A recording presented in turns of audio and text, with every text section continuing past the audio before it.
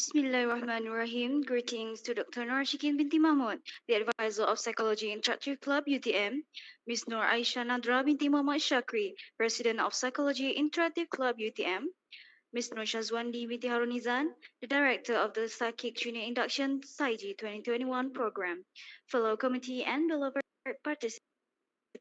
Assalamualaikum warahmatullahi wabarakatuh, and a very good morning to each and every participant in this program. Welcome to Psychic Junior Induction PSYJI 2021 Day 2. I would like to take this opportunity to thank all students who have taken the initiative to take part in this amazing program. Praise to Allah subhanahu wa ta'ala, we have been graced with a chance together in this momentous ceremony. Before we move on, let us begin with the recitation of dua that will be led by Ahmad Amirul bin Abdul Rahim.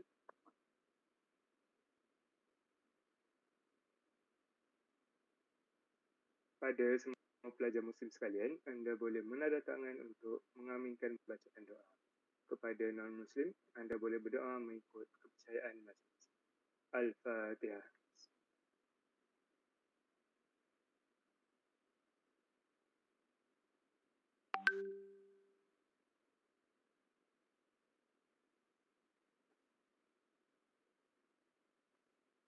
Bismillahirrahmanirrahim.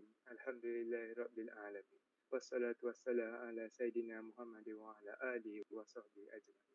Ya Allah, ya Tuhan kami, dengan sifat-sifat keagungan serta kebesaran-Mu, pada pagi yang penuh keberkatan ini, bersempena dengan program Psychic Junior Induction 2021, kami sekalian hamba-Mu, ya Allah, merafak dengan penuh rendah diri agar Engkau curahkan nikmat yang berterusan kepada kami. Kurniakanlah petunjuk kepada kami dalam mencapai keredaan-Mu. Ya Allah, jauhkanlah kami dari ujian mara bahaya. Ampunilah dosa kesalahan kami, kukuhkanlah perpaduan serta muhibah antara kami yang tinggal di dalam sebuah negara yang berbilang kaum. Ya Rahman, Ya Rahim, tanamkanlah sifat-sifat terpuji dalam diri kami agar budaya kerja berkualiti menjadi amalan kami. Dan supaya kami sentiasa berusaha melakukan penambahbaikan dalam kerja seharian demi kemajuan organisasi, masyarakat, agama dan negara. Engkau sematkanlah ke dalam diri kami, Ya Allah, rasa tanggungjawab atas setiap tugas yang diamanahkan kepada kami untuk dilaksanakan. Ya Zal Jalali wal Ikram, kurniakanlah apa kiranya kepada kami kesihatan anggota, kecergasan minda, ketenangan jiwa dan kekuatan semangat.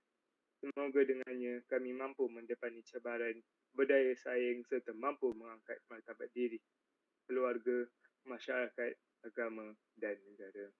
Allahumma ja'al jam'ana hadha jam'an marhumah wa tarafaqana min ba'dihi tafarraqa ma'suma wa la taj'alil humma fina wa la ma'na wa la man yataba'una syafiyan wa la matruza la marhumah. Allahumma ja'al khaira a'marina akhiru wa khairi a'malina hawtimu wa khairi aimina yawmal qafati.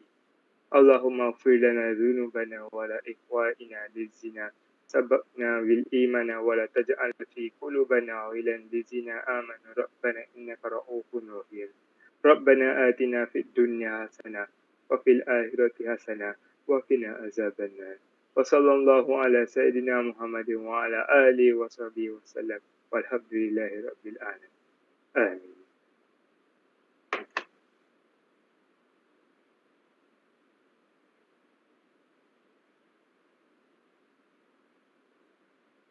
Amin, amin, ya Rabbal Alamin. Thank you, Ahmad Amirul bin Abdul Rahim, for the recitation of dua just now. Ladies and gentlemen, we will start today's session with a sharing session titled Oh My Psychology, which will be moderated by Mr. Mahesh Naidu, anak lelaki Balakrishnan. I would like to hand over the program to Mr. Mahesh. Please welcome. Good morning, everybody. Thank you very much to our MC. Can you hear my voice, everyone?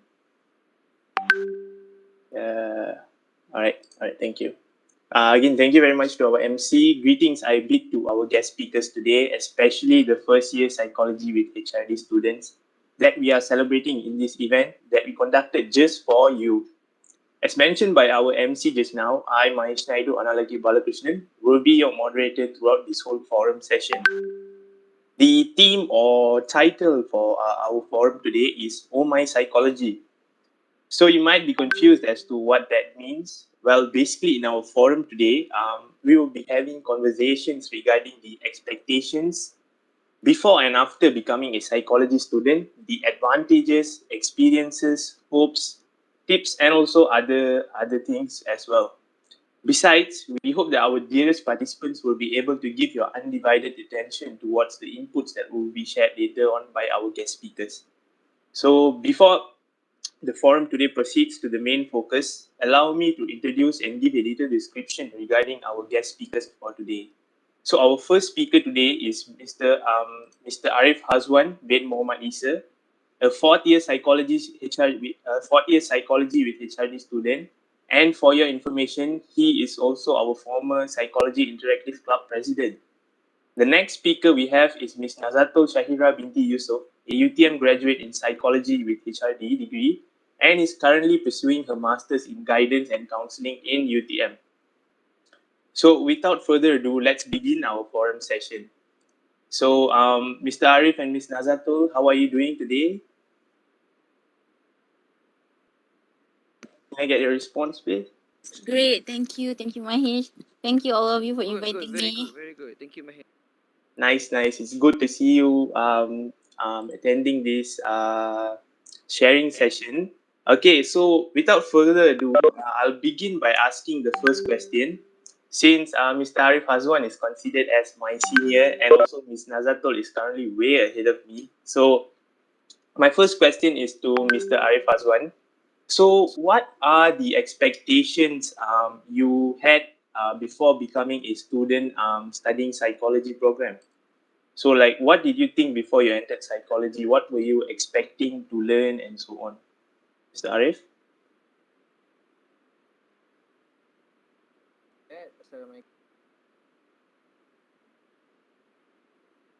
Sorry, I cannot hear you, Arif. Your audio is Maybe too far. Is it okay? Is it okay, clear now? yeah. Okay. Yeah, now it's perfect. I have to hold the microphone. Okay. Assalamualaikum warahmatullahi wabarakatuh. Good morning, everyone. Thank you, Mahesh, for inviting me, and also thank you for the PSYJI crew for doing this very great program for the first year student. Okay. What is my expectation before entering the psychology program? Okay. Yes, correct. This is the first first point of view, pandangan when you say psychology. Before I enter psychology program, like the first time UPU sent me the result that I can study psychology, the first thing that I have in my mind is my expectation when I finish my study in psychology is I will be a motivator.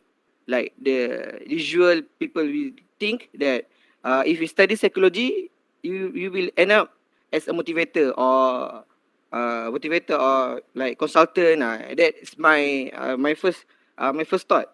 And then I also expect that I can use my psychology information, and I use that information in business. Like I will do business by using my psychology information lah. And then that is my expectation, like the biggest expectation, because I like being businessman. So I thought that if I study psychology, that then I can use that psychology information that I can apply in business. And the last one is the biggest expectation is I can read body language of all my friends. But that is before I enter the psychology program. But then after I enter the psychology program, after the first year, second year, then I know that all of that is tipu lah, like myth, is fake information that I heard from the internet. That's also. So that is my expectation.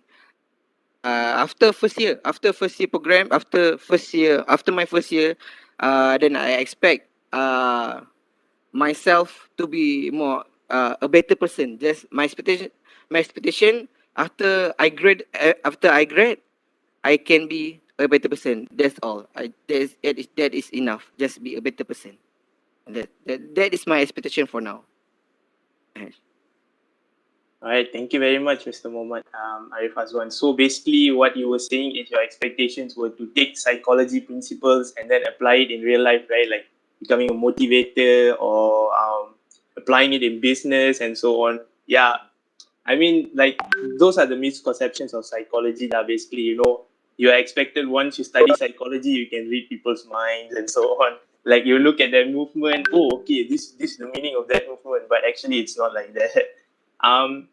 So my next question to Ms. Nazatul, was psychology your first choice or main choice when you were applying for UPU back then? And maybe we can share with our first year students who didn't wish to get into psychology program but are accepted into it. Or maybe you can share your experiences that you've heard from your friends in the same batch. Okay, first of all, I would like, Assalamualaikum and very good evening. So I would like to thank PSYJI committee and also Psychic Club for inviting me here. So it's such an honor. So regarding the questions, actually, yes, it was my first option lah, my first option in UPU. But unfortunately, UTM was not my first university. So I picked another university. So UTM actually like macam top 5 lah, my top 5 punya choose. So, but because I really want to be a psychologist, I have that passion since my high school. So memang I memang dah aim lah. But for student who get this opportunity to take psychology, but actually doesn't dia bukan intention mereka. But then trust me, you know why?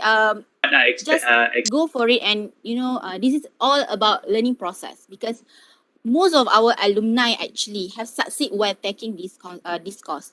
Because why? Actually, if you guys don't know yet, I will tell you that our courses actually kind of special, because our course is one and only in UTM that having major and minor courses. While you're taking psychology with human resource development, which is mean that you have psychology as your major and HRD as your minor. So it's kind of two specialty, right? So you can use it. I mean, like our valuables program has their own values and market. So for example, I giving you my testimony from my own classmate, which is most of them have found their career, and even they found their desired job. From what can I share, that there's my friends who currently working in HR setting. So even a few of them also currently working under Petronas at KLCC and also Pengerang. They do recruitment, training, and even in safety department. Is it fascinating that you also have been taught an OSH, right? So you boleh, I mean like you can involve in safety also. And then other than that, my classmate right now working as HR generalist, which means he can do every part in HR. It's kind of fascinating for me. And then also my friend who is currently working under government sector in healthcare setting, which means she managed to get herself into government sector, which means macam you all tahu nak apply SPA is kind of hard. You need to pass all the exam and all the interview, but then she managed to get herself. So, and some of them tend to get themselves in private sector, even though you cannot, I mean like when you have a degree, you cannot be a psychologist yet. You need to pursue your study in master, at least master. So, but then it doesn't mean you cannot work at any related field. So for example, my friend has currently working as executive academy management, where she need in basically under education management. She oversee and monitoring and provide professional guidance to scholarship student. So she can do event management, psychology assessment, counseling and guidance, and etc. And my friend also right now working as assistant therapist at Penawa Special Learning Center. So their job focus on behavior issue like picky eater, tantrum, aggressiveness. So they also need to apply assessment and interaction for the patients actually. And some of my friends also did their own business. Even they selling clothes and shows.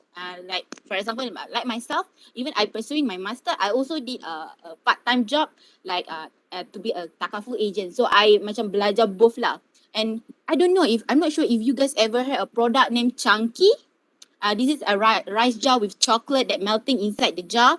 So the founder actually my classmate. You know, she managed to have her own product at at a young age. You know, if not mistaken, she's now 23 years old, and the she developed her business skills during study lah. She started with dropship, and then she has sell a lot of stuff. Then after degree ended, she decided to open her own product, you know, and she have been apply the knowledge regarding psychology and management into her business, into her career as a businesswoman. So, and other than that, there are a few of us who currently pursue our study. So two of them are doing PhD in psychology, related cyber psychology and health psychology. Other than there's my friend who currently pursuing in developmental psychology, clinical psychology, and lastly me lah, who are taking counseling as my major. So as for the conclusion, to erase your negative doubt about this course, you need to trust your process lah. Kiranya macam redha, bukanlah redha like redha ya Allah pasrah. No. I mean like you just give it a try. Even though this is not your passion, cuba belajar, because during your degree life, while you taking taking this program, actually you will learn about to understand more about yourself, about others, you know. So taking this opportunity to have this kind of extra knowledge. Sebab not over even my friend from other background, they felt like, oh, I'm so jealous lah. Even macam kawan I yang daripada HR pun kata jealous lah. Nazatu, you taking psychology with HR? Then, oh, bestnya macam you boleh belajar jadi psychology and HR at the same time. So it's kind of, I mean like, impressed, right? So try for it lah. Okay, that's all from me. Yeah, Ms. Nazato, what you said was correct. I think that we focus too much on psychology, psychology, but we forget the HR part behind our minoring subject. You know, there's that one small subject opens up a whole new world of a career. You know, there's so many things that we can do throughout that. And also, just out of curiosity, I want to ask Mr. Arif Azwan, was psychology your first choice also in UPU? Just out of curiosity lah. Okay, thank you, Mahesh. People say like curiosity kills a cat. Betul. Okay. Okay. This conversation like feel little bit, tense because maybe we speak in English, like feeling like we are in class. Okay, that was okay. You can speak in Bahasa Melayu, no problem. Okay. So just now, I just speak. So now little bit introduction. This for the first year and second year student yang tak pernah masuk college lagi. This is your college. So this my background is your college. You have local and very bilik yang besar. This is for KP. Okay. So like your question, Mahesh. Psychology is my first choice, but not my but UTM is not my first choice. So my first choice is okay, boleh cakap okay. My first choice is Universiti Kebangsaan Malaysia. So I apply Universiti Kebangsaan Malaysia Psychology, and then I get the interview, but unfortunately I did not pass the interview. And then so I get Universiti Teknologi Malaysia. Back then, for the first time, after I got the result, selepas UPU, I feel frustrated. Saya memang kecewa, rasa terlalu sedih, because I really want Universiti Kebangsaan Malaysia, because after I macam dah determine, I want to pursue psychology since Form 4. I targeted I want to study psychology in UKM. So I macam tanam dalam minda, saya akan masuk UKM untuk study psychology from Form 4, Form 5, and then after my prior university, and then after prior university, UPU result says that I cannot enter UKM. I did not pass the interview. I got UTM. After I got the UP result, I still want to study in UKM. I tulis surat, hantar dekat UKM, because there's rumors if you write surat and then you also get into UKM. I write I tulis surat and then hantarkan UKM, but no, did not pass. And then I slowly accept that I have to study in UTM. I have to really far from my home, which is in Taiping, Perak. I have to stay in Johor. And then I slowly accept that I have to study in Johor. And then I go on. I move on. Okay. I will study in Johor. For those yang saya tahu ramai juga dekat dalam student kita yang psychology is not their their major. Maybe psychology in their UPU is the number 5th, 6th, ataupun even maybe nombor 11. But suddenly like, oh, psychology saya terpaksa ambil. Saya pun ada juga ramai kawan-kawan yang pursue juga, dan ada juga kawan-kawan yang dah nak tukar ke program yang lain, tapi mereka still continue with psychology, and now they are like success, be a better person. So suddenly you will like psychology. If at the first place you did not like psychology, but continuously you will love psychology. Orang kata tak kenal maka tak cinta. Jadi memang lama-lama memang kita akan suka lah psychology ni. True. Correct, Yes. Mr. Muhammad Hassan. So like in my personal experience lah, I will admit it, psychology wasn't my first choice in UPU.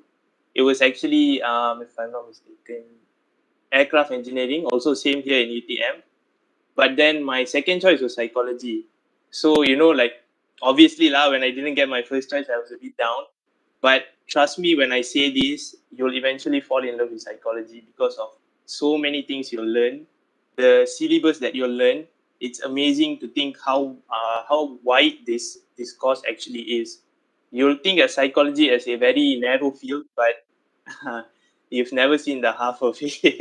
It's never ending, almost like infinite knowledge, So yeah, that is also one of the misconceptions of psychology, basically. Now, speaking of misconceptions of psychology, before becoming a psychology student, there were so many myths or fake information we hear regarding psychology, or more famously known as pseudopsychology.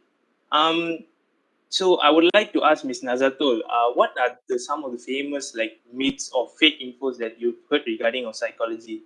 Maybe from families or friends, and did you try to clarify that, okay, it's not like this, it's actually like this and this and this? Have you ever had that experience? Yes, I do, of course. Since diploma, I also heard lah. So the myth that we as a psychology student or people who interest in psychology might hear lah. One of it, like with degree psychology, you can be a psychologist. Like I've mentioned before, if you want to be a psychologist, that's actually a misconception about our psychologists, our working area in Malaysia. So actually, then you will learn in digging more in ethics. I tak nak explain lebih lah. But then actually with degree you cannot claim as a psychologist. You need to at least master. So you need to further your study in certain area, like what I did lah. For example, like I did now. Right now I'm currently taking my master in counseling. So when since I did my degree in psychology, after I done my study here, maybe I can. Oh, sorry, there's a bear here. Then maybe later I can work as a counseling psychologist. Like Mahish mentioned, psychology ni besar. You have engineering psychology that related to economic, space psychology, sports psychology, health psychology. Just, explore. Banyak benda. So, the other myth, like you may prescribe medication, it is unethical and illegal, okay? Not all psychologists can prescribe medication. It was a psychiatrist's job. Mereka belajar lama kot untuk prescribe, and then kita baru belajar berapa few years then nak prescribe my medication. No, okay? And then with degree, actually you may treat the patient. Actually, you cannot diagnosing patient by yourself. Mesti under supervision by others lah. So and then maybe with degree you may just be a helper or assistant or more like a change agent. You cannot be a psychologist who diagnosing people. Okay? And then the most special myth that you guys also mesti pernah dengar ni. Oh, you guys can read mind.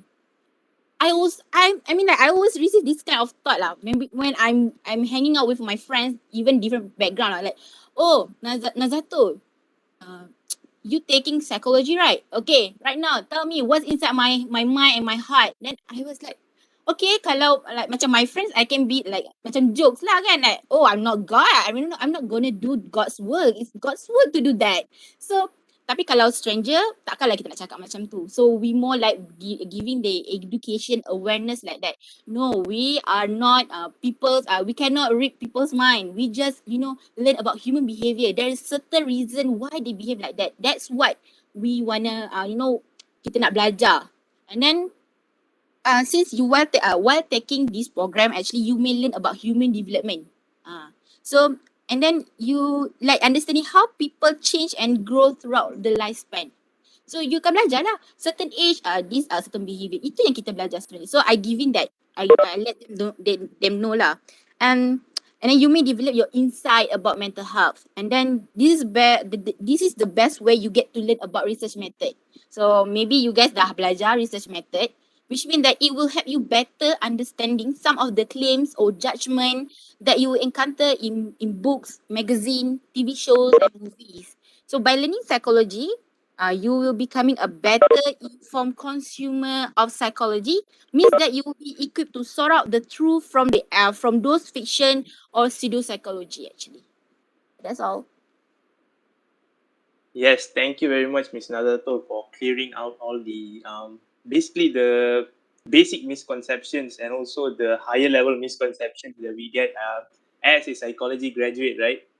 I could relate to what you said just now, like with psychology, right? Read your mind. There was this one time when I was out with my friend in a shopping mall, and then like there was two girls walking past us, and then they were looking at us, and then my friend was like, "Wait, you studying psychology, right? You tell me that she like me or not?" And then I was like, "Bro, if I had the superpower, I wouldn't be single right now." So that was one of the funniest experiences. But Agreed, Mahesh. Agreed. yeah, it is our duty as psychology students to clear out those misconceptions. So this is a message for all first year students. Make sure whenever you hear a misconception of psychology, make sure you clear it out so that people become more informed and also well known about psychology. Right? And next up, I would like to ask a question to Mr. Arif Azwan. In your opinion, do you think psychology is important? Generally, adakah psikologi itu sebuah subjek yang penting untuk manusia? Okay. Personally, I think that psychology is important for all of us to study. Because for me, how the psychology helps me in my life, it improve, it repair my perspective towards the world. Because I like okay, for example, kehidupan saya adalah dalam dekat pedalaman, rural area. So the thought are very rigid. Everything is rigid. So if my parents say like that, and then that must be like that exactly. If all the people say like that, and then it is like that. And I hold that thought until Form 5, until 17 years old, 18, and then after I enter psychology, I went to pursue psychology. Every chapter, every subject open my mind. It broaden my mind, make me a person with open-minded, because we learn about a lot of theory, a lot of human behavior. When bila dalam kelas, bila doktor ajar, and then you will like, you will like macam your thought like macam, so this is my wrong, ini silap saya patut buat macam ni, saya patut buat macam ni. So every chapter in class, every new chapter that you will learn in class, and then you will you always think, that is my thought about this one is wrong. So this is the better perspective. So for me, learning psychology is really important. Not only for depression, not only to improve anxiety, That is just a little part from psychology. There's a lot from psychology program. There's a lot from learning psychology. Dan untuk saya personally, saya macam suka kalau all student like maybe their elective subject they have to take psychology. Maybe some subject of psychology, so they will know little bit of psychology because psychology is about human behavior. So bila mereka ambil psychology, maybe mereka akan ada perspektif yang berbeza dan jadikan mereka at the end of this course is to be a better person. Your mind has to be a better person. So for me, it's really important because it improves my perspective towards this world. Yes, I agree, Mr. Arif. Even for me, I noticed that, I've been more open-minded when I started studying psychology compared to when I was like around Form 4, Form 5, and compared to now, like I can notice the difference about the way I think, I've become more open-minded, accepting more people and so on. So, Ms. Nazatul, have you noticed any like changes in the way you think, or maybe as me and as Mr. Arif Hazwan mentioned, do you think you've been able to think more open-minded after studying psychology, or has there been any change in the way you think when you study psychology? Okay, for me, by studying psychology, actually, it helped me improve my problem solving, and because because you'll be trained to consider the issue from different perspective tau. So you akan jadi macam lebih open minded, lebih sorry there's a bear again, I don't know why. Okay. And then this course, this program will teach you to think about the way you think. Itu yang I belajar lah. Kiranya macam this is kind of the great advantage since you will be confronting the life challenge and making decision. It will lead me to making choice in a thoughtful, consider manner that can overcome the biases or habit that all of us have. So I think memang psikologi sangat membantu saya lah. Since like maybe there is a few technique that you have been learned, like maybe meditation, yoga, imagery, guided imagery, breathing technique, all of that helping us to overcome our issue. Even not bukan pada orang lain, pada diri sendiri pun dia sangat membantu. So yeah.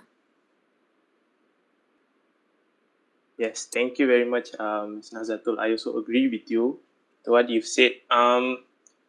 Now we move on to Mr. Arif's role as a psychic president, former psychic president. So macam saya nak tanya Encik Arif ni, sebagai seorang presiden psychic, adakah anda pernah apply psychology knowledge ke dalam tugas-tugas anda sebagai seorang presiden ataupun apabila melakukan apa-apa aktiviti dan sebagainya? Have you applied the psychology knowledge? Ada. Memang before becoming president, psychic president, during first year, we learn about IO psychology. So in IO psychology, we got chapter about leadership, right? Okay. So bukan sahaja semasa tahun pertama kita akan belajar tentang leadership, and the chapter still going on continuously. So like during first year and then also during third year, we also learn about leadership in certain chapter. Okay, so I obviously will use the theory in leadership chapter, but outside from the leadership chapter, I also use the most common simple theory such as rewarding and punishing from Bandura, if I'm not mistaken. Social learning theory. So that is simple. If our anak buah doing their job, give reward. If they are not doing their job, give punishment. But not the punishment like slap or nothing. not physical punishment, just you know, like tegur macam tu, and give them being tegas lah, tegas. So being tegas that you are know that you are bila tegas kita tahu benda tu penting.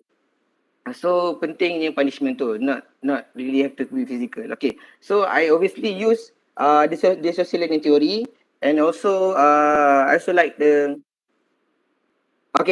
this one I like using this one which is task oriented person, and also task oriented and also person oriented. Okay, so by knowing your anak buah is task oriented or person oriented, so you will tackle bila kita tahu dia mereka ni task oriented atau person oriented, jadi kita tahu macam mana kita nak communicate dengan mereka. Kita tahu bila kita bagi kerja apa yang kita harapkan daripada mereka. Dan yang paling penting, kita tahu nak letakkan setiap anak buah kita ni dalam unit yang mana, AJK yang mana. So saya tak gunakan semua leadership punya teori. just ambil satu dan kita apply satu saja. So bukan saja leadership theory, there's a lot of theory that we can use, dan juga banyak social learning theory daripada Bandura, and then ada lagi yang apa ada satu tu saya pakai, tapi saya lupa lah nama teori tu apa. Tapi jangan risau, kepada ni bukan apply untuk psychic president sahaja, all of the ketua unit, ketua group, the head of the group, ketua unit, and also everyone else, you can use it. If you don't be a ketua, you also can use the leadership theory. It applies to all, so you can use all the theory. So literally, the psychology field also helped me into being a leader. Yes, thank you very much, Mr. Arif. So I hope that all first year students were taking notes, because I can promise you this, being the president of Psychic is not an easy job. I can assure you that, especially with all the activities that you have to overview and so on. So hopefully you were taking notes lah. What I learned from what Mr. Arif told just now is to make sure we know our anak buah, we know their skills, we know their weaknesses and also strengths, and we put them accordingly to which position they play their strengths to. All right. So as mentioned just now, we can also reward them or punish them kalau buat activity sukses, dan belanja McD ke belanja KFC ke, can lah, right? Alright, so we move on to and I would like to remind our dearest first year students and also other participants, if you have any questions to ask Mr. Arif or Ms. Nazatul, you may leave the questions in the chat box. Take this opportunity to gain more insights and knowledge. Bak kata pepatah, malu bertanya sesat jalan. Alright. Later on, once the session comes to an end, we will open the Q&A session and your questions will be answered by our panelists. Alright. So moving on, Ms. Nazatul, I would like to ask you, from your perspective, for the new intake of psychology students, what should they do, or in other words, what should they prepare or equip themselves with to be able to study or work in this field of psychology? Okay, to prepare. Okay lah. I tak nak mention about regarding like to be a psychology student. I nak cakap tu as a whole, as a UTM student lah mostly. Sebab benda tu kita boleh apply everywhere, every second, you know. So to be to be in this kind of field or having degree journey lah, first you need to be an open-minded person. You know, take it as a positive, take it as a challenge. Walaupun you bukan you ambil course ni bukan dari, orang kata dari hati, take it as a challenge, you know. And then find your passion throughout this program. Okay? Walaupun maybe macam yang I kata, you apply this course tak minat pun, tapi try untuk cuba cari passion. Sebab dari sini you akan develop your perspective towards psychology actually. and explore things that may beneficial for you in the future. So maybe you can, you know, be firm, be independent lah. Walaupun you have a lot of friends, you know, you have your own circle, but then you tak boleh lah, like you cannot always be with your friends like your whole day. So they also have their own time, you know, and then always taking care of each other. Because since you are gone for far away lah, you guys are far away from parents, so all you have is your friends. So macam kata jaga kawan-kawan sesama. And then besides that lah, this is macam I apply for myself, which is be firm with your decision as you challenge yourself to learn new things dalam when you having this journey. For example lah, like if you decide to join and to join certain event, but most probably your friends tak nak join pun. So I really encourage you to go for it, you know, believe your guts. Like, macam because every programs that you have been participate giving you different experience. So ini yang akan bantu you tambahkan you punya knowledge and enhance your soft skill. So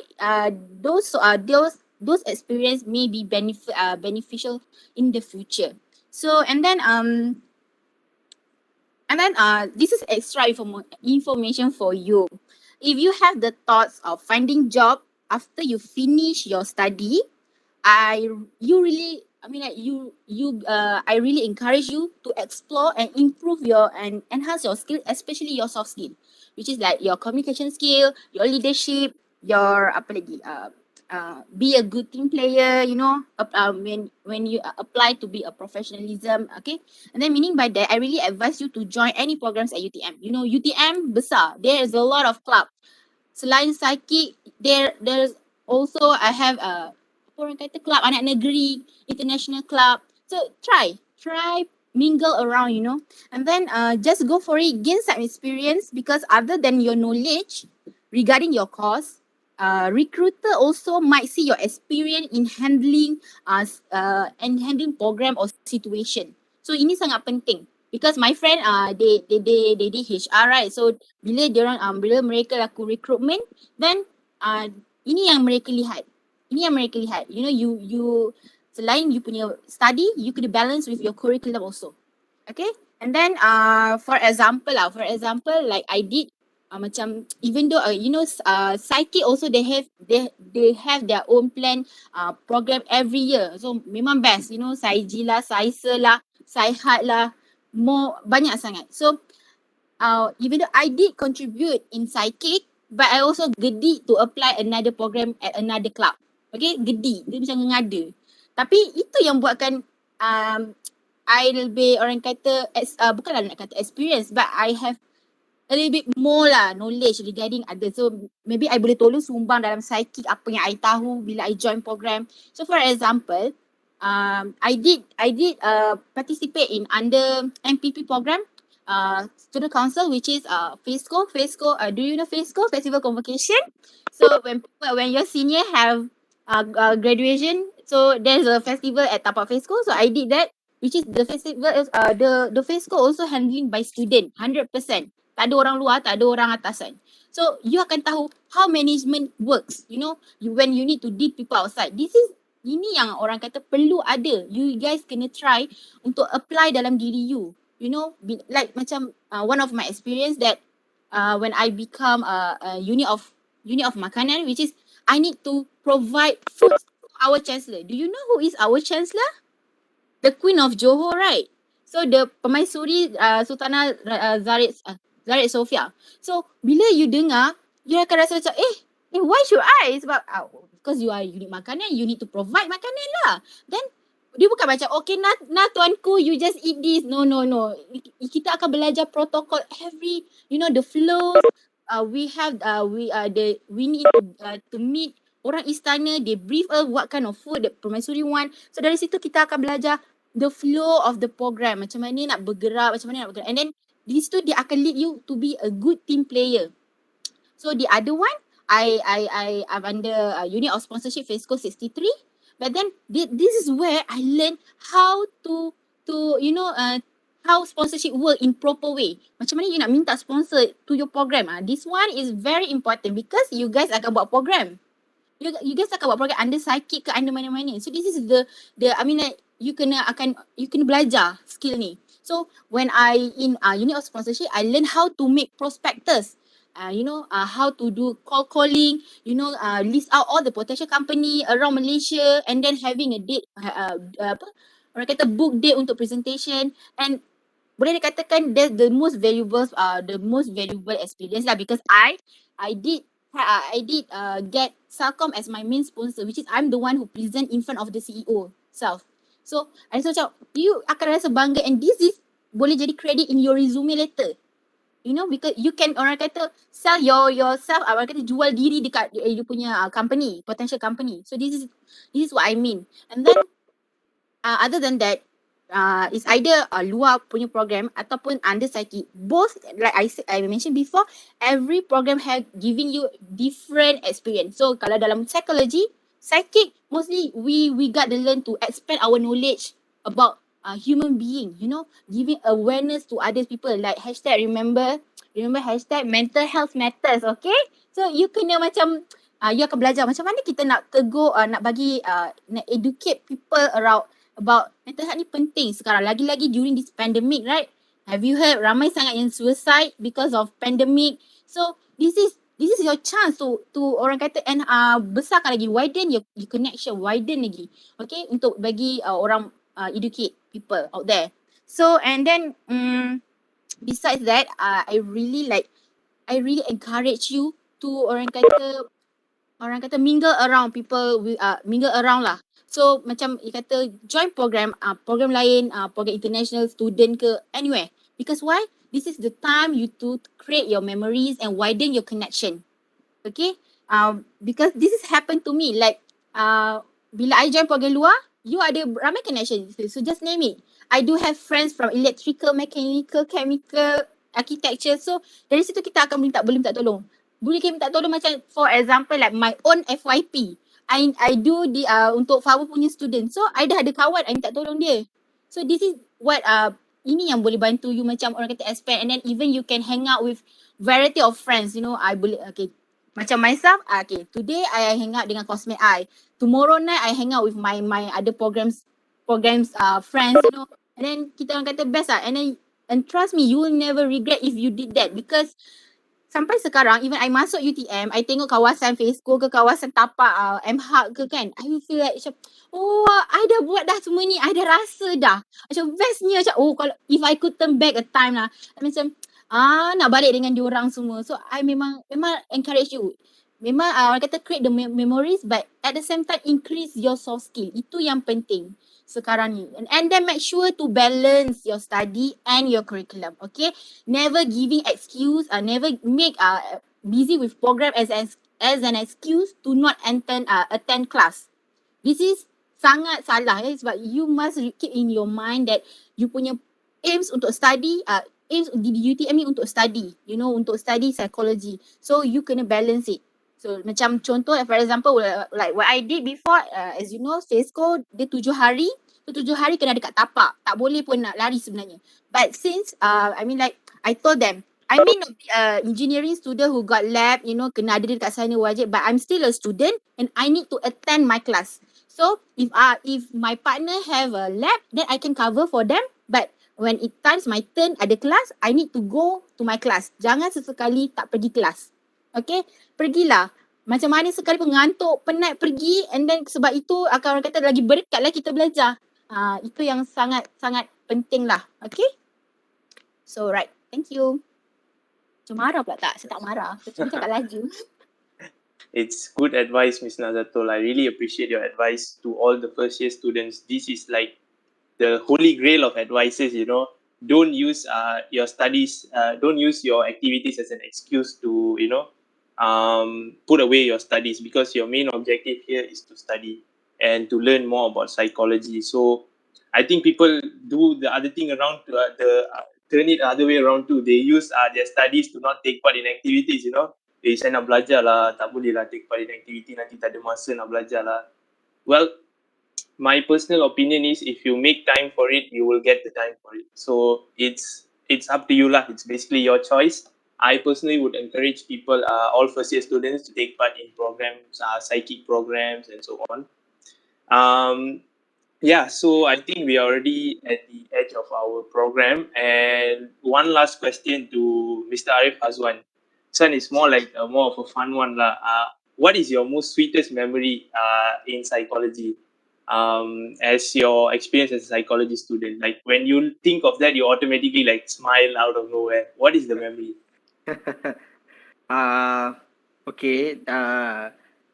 Okay, first thing first, bila saya dengar Cik Nazatul cerita tentang aktiviti-aktiviti di UTM, automatically saya rindukan kehidupan di universiti ketika fizikal. Sangat-sangat rindukan. Bila Cik Nazatul cerita tentang FESCO, tentang MHAC. Dan untuk pengetahuan Cik Nazatul, kita punya student dalam ni sekarang semua tak pernah merasai FESCO lagi. Tak apa. Tak apa, kita doakan ramai. One day, we pray this pandemic will end soon and we will be giving back our normal life and you guys can go back to campus freely, right? So boleh nanti. Okay. You will really love FESCO. It's very amazing. You guys macam have fun all the weeks. Every day you got entertainment. Okay. So the sweetest memory as a psychology student, there's exactly one memory, which is sport day, which is last 2 years, 2019, yes. Cik Nazatul still as a student. So sport day is really good memory. Everyone like semua orang turun, semua orang have fun. Macam kalau program, bukan semua orang akan turun. Dan bukan semua orang like mungkin ada AJK akan turun, yang lain mungkin akan datang dalam sejam. Tapi sport day, for the whole day, from daripada pagi sampai ke petang, walaupun hujan, semua turun, semua involve, all of the student involve, daripada first year until 4th year, alumni, lecturer, semua turun. Sport day is the best memory I have. We fight lah. Kita memang kita ada main futsal, kita ada main bola tampar. And then petang tu walaupun dah nak hujan, kita ada tarik tali semua. And roommate saya main futsal, dia main semua game. And then dia main futsal saja sebab petang tu dia dah demam panas. Sampai macam tu sekali. Memang seronok, have fun. So all of the memory during psychology program is a sweet memory. But sport day is the best memory ever. Dia macam kamu semua memang nak sangat sport day. Itu saja hari di mana semua pelajar-pelajar akan involve. Macam PSYJI akan ada first year saja, second year, tapi for sport day is the best. Semua masa tu memang akan have fun sahaja. So that is the best memory.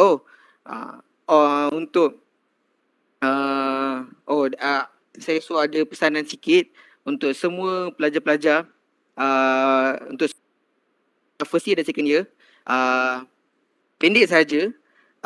Janganlah anggap exam ialah perkara yang biasa. Buat setiap exam dan test seperti itu adalah test final exam. Sebab apa? Kamu semua sangat-sangat inginkan CGPA yang tertinggi ketika kamu semua first year dan second year. Untuk sekarang, saya sangat-sangat rasa lega kerana GPA saya ketika tahun pertama dan tahun kedua yang membantu saya punya CGPA masih lagi okey lah, masih lagi better. So sangat-sangat gunakan setiap test, gunakan setiap exam, treat like final exam during your first year and second year. So janganlah macam dengar sini kata tak apa first year enjoy, tak, jangan. Treat, buat macam final exam, buat betul-betul. Final exam tu study betul-betul. Buatlah ada senior yang buat sebulan sebelum, ada yang buat final exam tu dia belajar 3 minggu sebelum, ada juga yang seminggu dengan buku sahaja. So buat final exam tu betul-betul. So you guys akan sangat-sangat bersyukur kalau kamu semua excel during your first year and second year, because third year and fourth year will be really tough. That's all. Okay, itu saja. I would like to add on regarding Mr. Arif mentioned. Actually memang betul sebab my mum told me that once you masuk degree, first semester you kena 3 pointer at least. Sebab when you dapat 2 pointer, dia punya struggle untuk dapatkan 3 pointer sangat susah. Sangat susah. You know, bila sebab dia punya when your grade tu C ke D ke, dia akan tarik banyak tau you punya point. So dia akan susah. You akan struggle untuk dapatkan 3 pointer. So better make sure first sem ni you buat betul-betul. So nanti later second year, third year, fourth year you macam chill sikit lah. Macam Arif right now chill kan. So yeah. Alright, thank you very much, Mr. Arif, and also Ms. Nazatul, for your kind advice. I agree with what you said. A pointer is very important, and yeah, I think first year students, this is your opportunity lah to maintain your pointer. Even if it's 1%, 1% is still has value. It has amazing value. So make sure each and every percent you give your 100%. How to say? Make sure you work hard for your exams. Doesn't matter if it's a test or a final exam, treat it as the same. Treat it as a final exam and make sure you put 100% effort into it. I think we have already come to the conclusion of our program today. Now we will move on to the Q&A session. So we will take a look at the questions from our first year students. We will be sharing the slide if I'm not mistaken. Yeah, okay, here it is.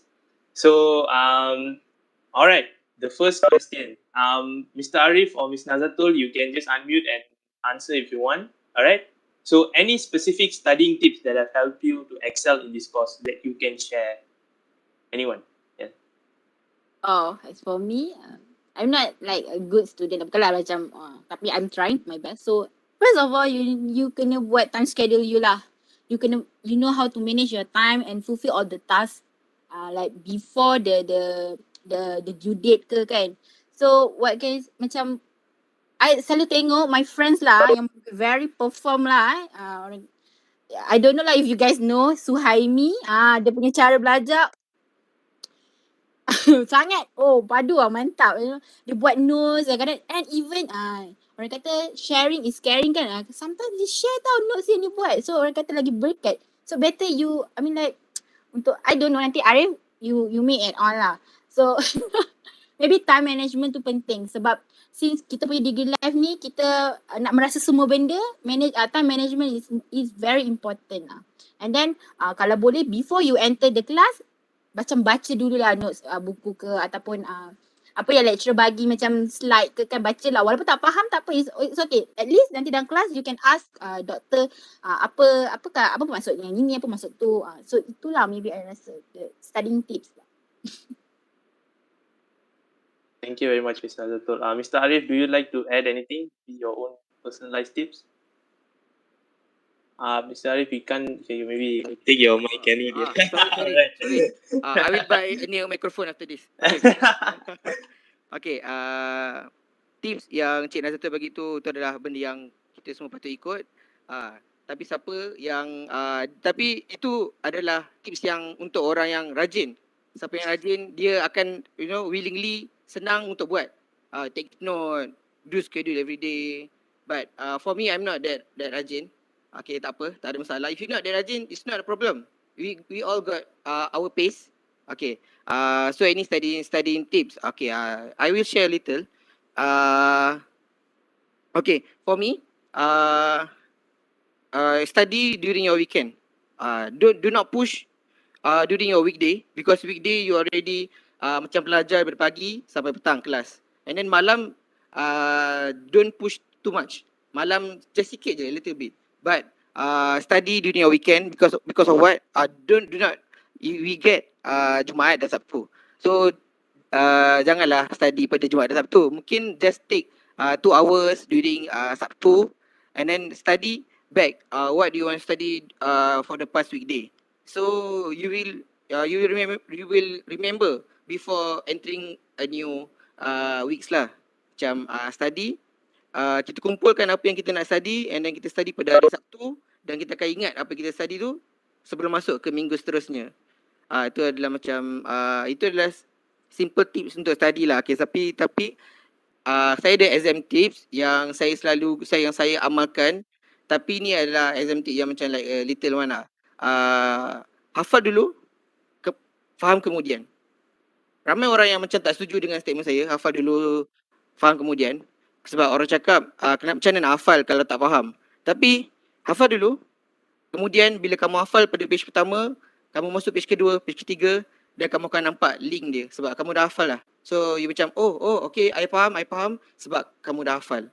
So, at the end of the chapter, then you will understand all of the chapter lah. Macam tu. So, tu studying tip. Tapi siapa-siapa yang nak tips lagi, boleh dapat MTP. Okay, itu saja. Alright, thank you, Ms. Nazatul and Mr. Arif. So I would like to share something lah. Basically, when I was first year and Mr. Arif was the one who was giving a speech. I'm not sure what activity was that. And this same question popped up, and he gave one very special tip. Until today, I remember it. Like, make sure you remember the examples that your lecturer gives and use those examples in the exam. So that, and the reason why he gave that is so that the lecturers would know that you paid attention in class. Until today, even I remember that tip. So I think it will be useful for all the first year students. And okay, now we move on to the second question. Okay, in Malaysia, psychology field is not so wide. Are you sure? And some said it is hard to work as psychologists here.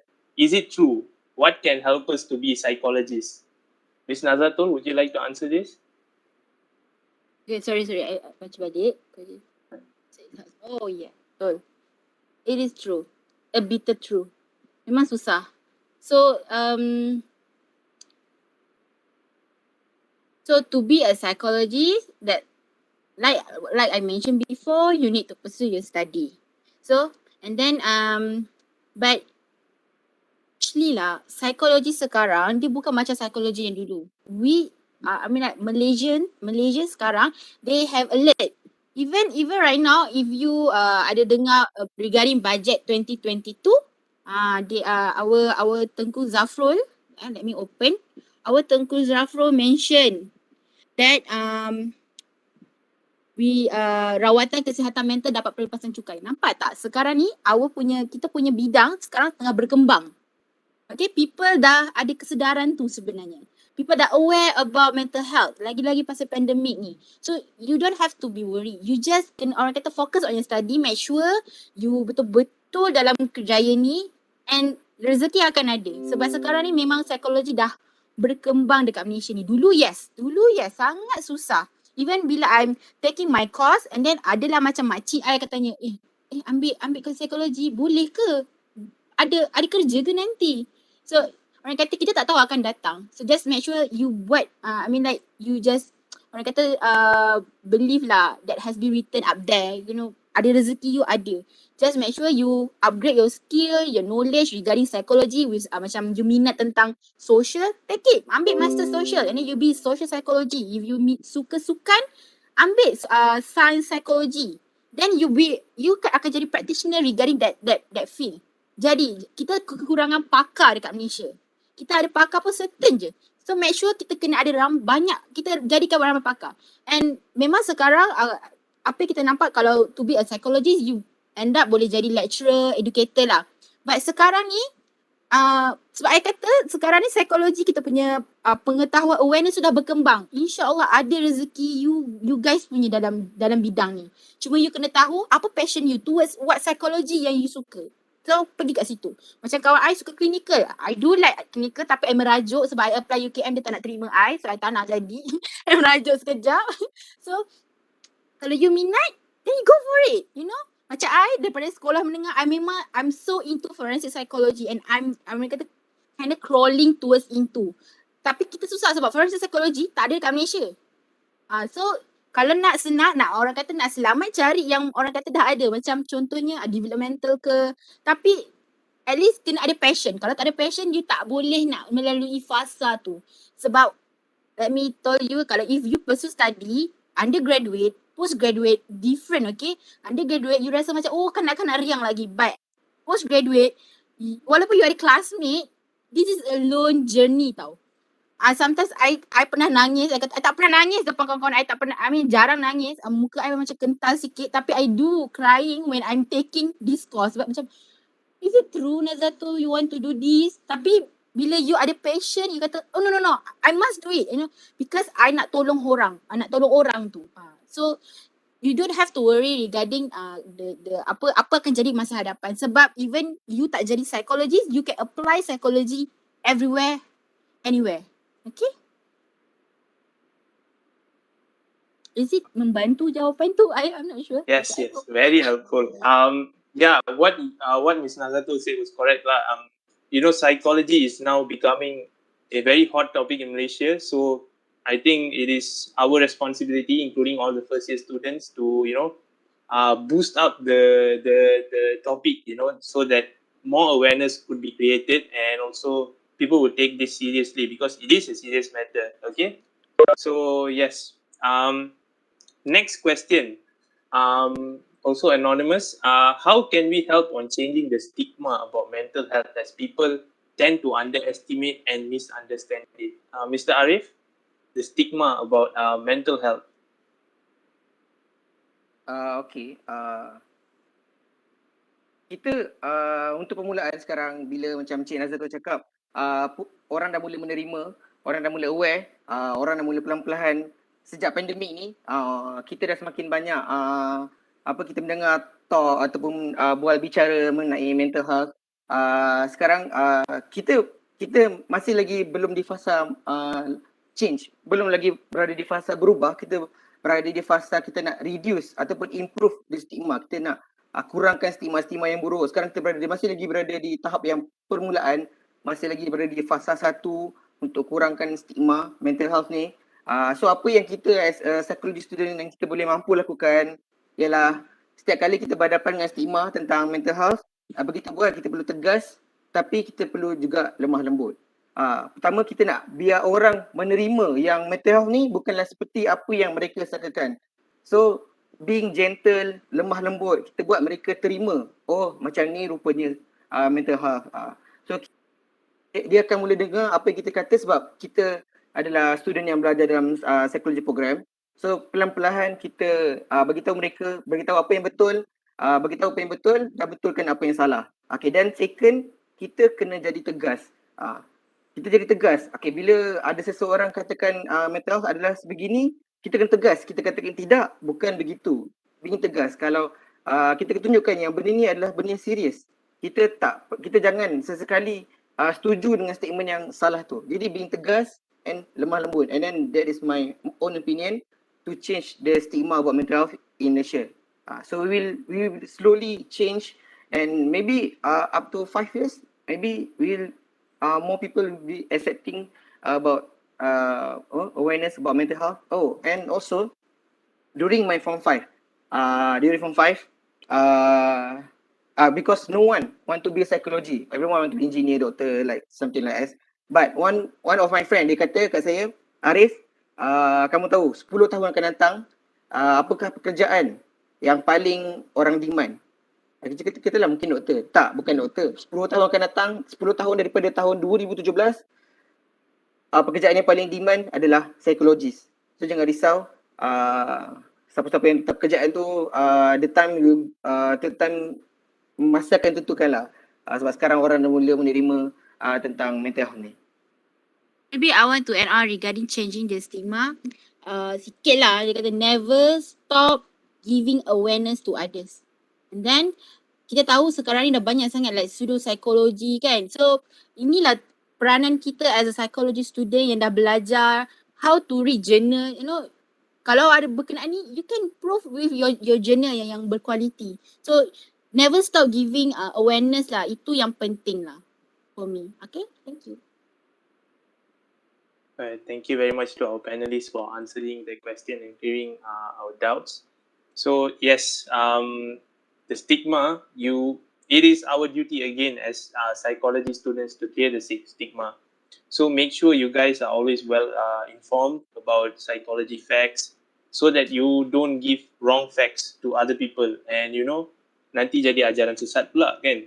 Then so make sure you guys are up to date lah with what's happening and what are the psychological side effects and what are the stigmas that are going around about psychology.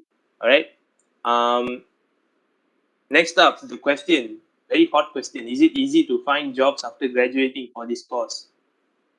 I think personally, I think whether it is easy or not is up to you lah. Whether you put the effort to make it easy or whether you put the effort to make it hard. So Macam I cakap think, tadi lah. yes, Macam all my friends, right? So, I rasa dah jawab kot. Yeah, so we can skip this question. Not skip, we actually already answered this question. So next up, we go to what is the most big challenge that panels have to go through while studying this course. So macam cabaran yang paling besar lah. Mr. Arif. Mr. Arif looks tired, I don't know why. Because I am in the I am in the moment of the biggest challenge. Oh, you are currently in the moment, is it? Yeah, I'm currently in the moment. Okay, okay macam ni. Kalau sesiapa saja tanya soalan ni kepada mana-mana senior, mostly all of the senior akan kata the biggest challenge is projek sarjana muda ataupun final year project. Full stop, period kat situ. Okay, tapi okay lah, itu that is the most big challenge yang kita akan lalui, sebab kita akan buat final year project ni during our third year, second semester and also first semester, fourth year. So 2 semester kita akan bersama dengan projek sarjana muda. Dia tough kerana dia tak ada kelas, kita kena buat sendiri. Kita buat sendiri. Yang ada akan guide kita ialah kita punya supervisor. So dia adalah ia adalah challenge yang paling tough. Okay, tak pernah lagi saya rasa down sangat-sangat. Saya rasa down sangat-sangat. Paling down adalah ketika inilah projek sarjana muda. Jadi prepare yourself untuk projek sarjana muda. Okay, tapi saya bukan nak tekankan pada projek sarjana muda. For me personally, the biggest challenge ialah untuk belajar subjek human resource. Itu my biggest challenge lah. Sebab kita intent ataupun passion adalah untuk belajar psikologi, and bila masuk sini kita tahu ada HR, and then like macam setiap kali kelas human resource saya akan rasa macam macam tak seronoknya. Tapi janganlah tiru macam tu, tak bagus. So my biggest challenge is to learn beside final subject is to learn HR subject. So that is my biggest challenge lah. So I am still currently in FYP 2. So you can ask for the most biggest challenge. I agree with you, Arif. Actually, betul, sebab my passion towards psychology, but then I got HRD. Agak challenge to me lah, sebab macam orang kata, nak belajar HR? Alah, tak minat. Tapi macam mana? But then macam, who knows, it turns out sangat membantu saya. You know, sebab kita dapat knowledge tu. And I did my internship, since my diploma, I did internship for counselling. Then I challenge myself untuk dalam dunia management. So dari situ, you akan tahu, identify mana you punya passion. So I dah jumpa. HR is not my passion, but then it helps me go through all the challenge actually. And regarding the FYP, I do enjoy FYP 1 but never FYP 2. Sebab sebab dia lah kita dah key in data semua, do all the statistic, and then kita nak tulis writing out penulisan semua. And then you know the nervous when you kena ada viva semua kan. And my batch was I don't know, like kami punya batch kena present dengan international student from Indonesia. So mereka pun hantar diorang punya paper. We also did the same thing, and then we have those discussion. Bayangkan you dah lah nervous nak present depan lecturer yang dah berpengalaman, your SV, your punya examiner, tiba tambah lagi dengan lecturer from other university. Tak macam orang kata barai. Tapi itu yang orang kata akan jadi moment you bila you dah buat ni. So make sure you buat tu betul-betul supaya benda ni you tak akan regret, and make sure your FYP, your title tu can benefit to others, to the community. Jangan sebabkan you minat certain nak try ataupun nak buat ni lah senang. No. Belajar untuk bagi buat FYP yang benefit to the community. Okay? Itu sangat penting. Alright, thank you. Thank you, Mr. Arif and Ms. Nazatul. So I think I better prepare for the final year project from now on.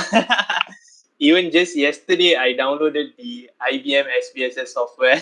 So I think it's going to be a great journey lah. Okay. All right. So next question: what is the best experience the panel had? I think this question we already answered.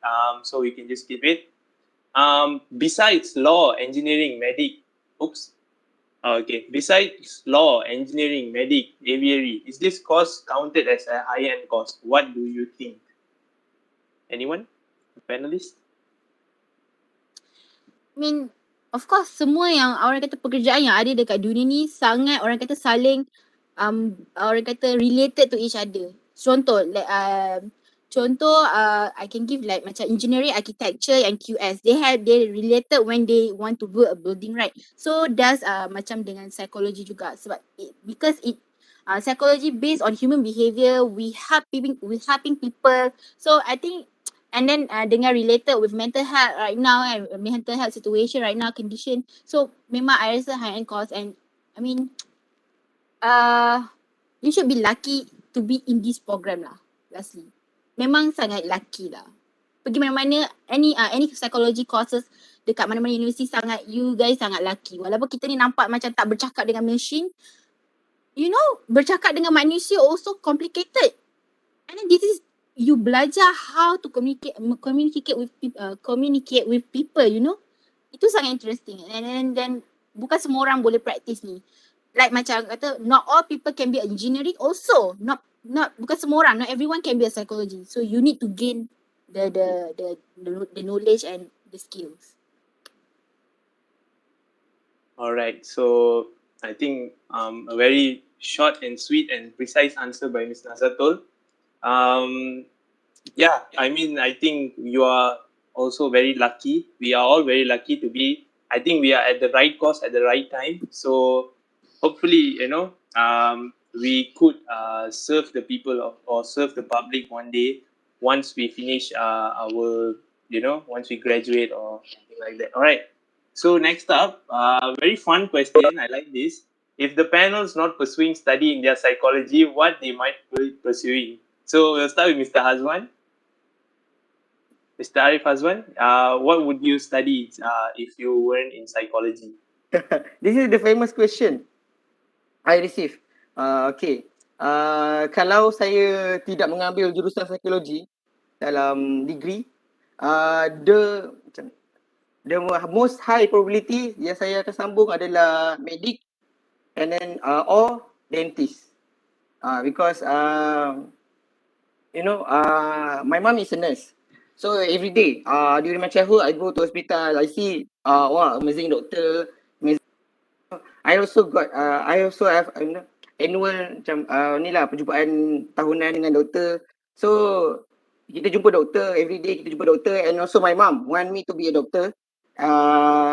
Even though I have tough time when I tell my mom, ibu Alung nak ambil psikologi.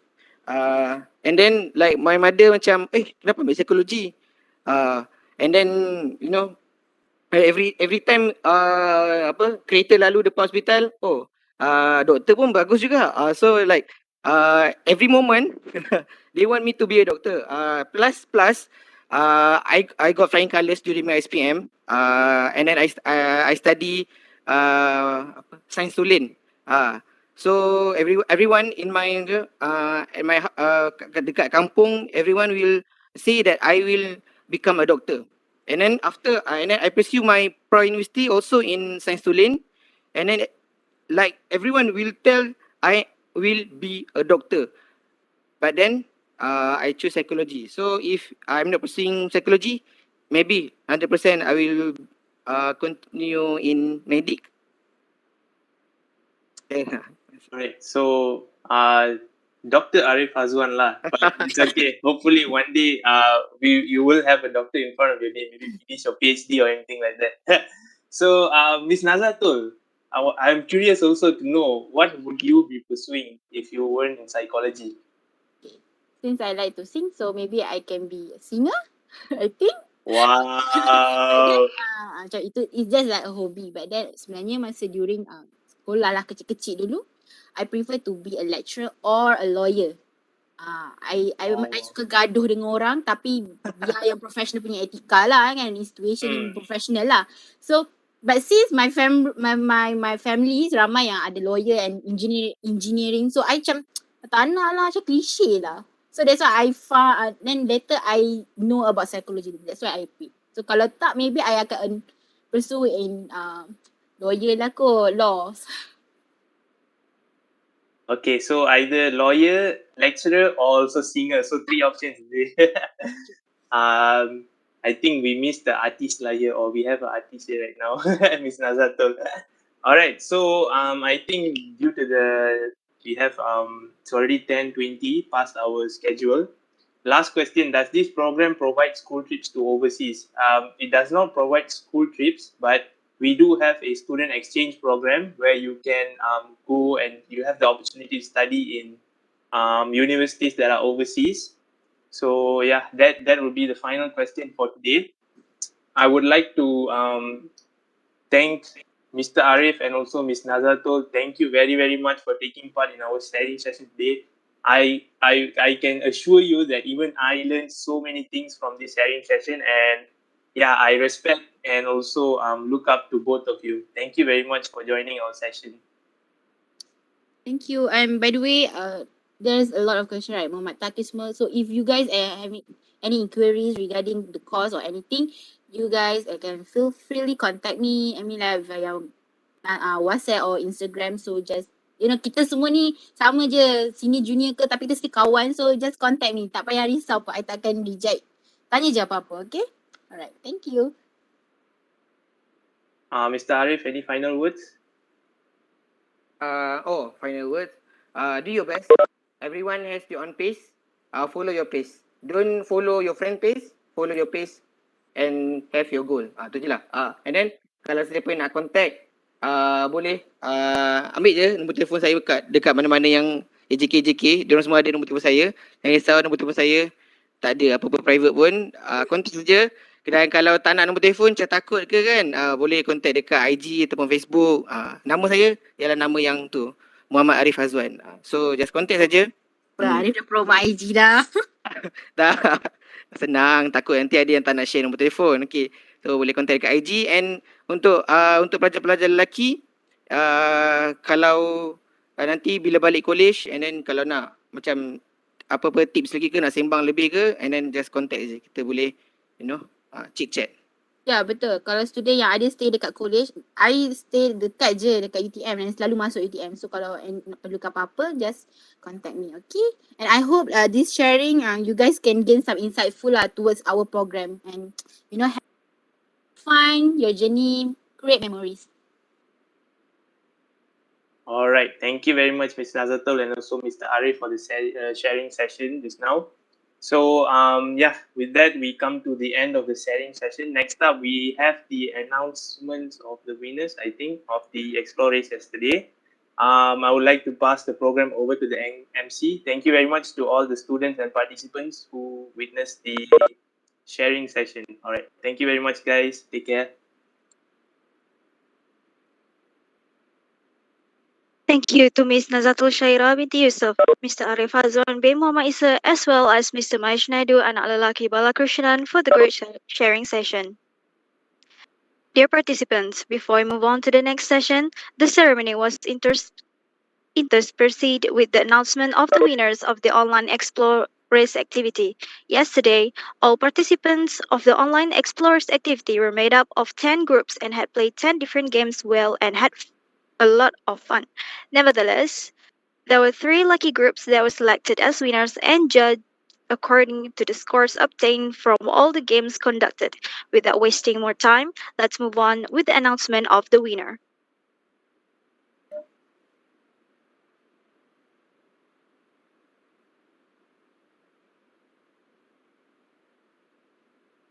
So guys, let's see who's going to be the winners for the online express activity. So which group is going to be the top 3 winners? Okay, let's see who won the third place. The third place goes to Group 1. Yay, congrats, good job guys. Next up, let's see which group won the second place. Wow, Group 5, congrats Tanya. And the most awaited, the first place. Congrats to Group 3. Woo! Congrats, good job, nice. So congratulations to all winners, Group 1, Group 5, and Group 3. And good job to all groups and plays through, because winning or not, I'm sure that you all have gained priceless experience during the bonding time. So yeah, I'll pass it back to our MC Farisha for the next session. Thank you, Miss Davina, and congratulations to all the winners. Ladies and gentlemen, we all know how important a leader is in a group or even in an organization. Therefore, we have organized a talk session that is titled Aspire to Inspire, which will highlight leadership skills and also how to be a good leader. Please welcome our honorable guest speaker, Dr. Izahani binti Abu Sama, senior lecturer from the Faculty of Science of Social Science and Humanities at SSH UTM. Please welcome.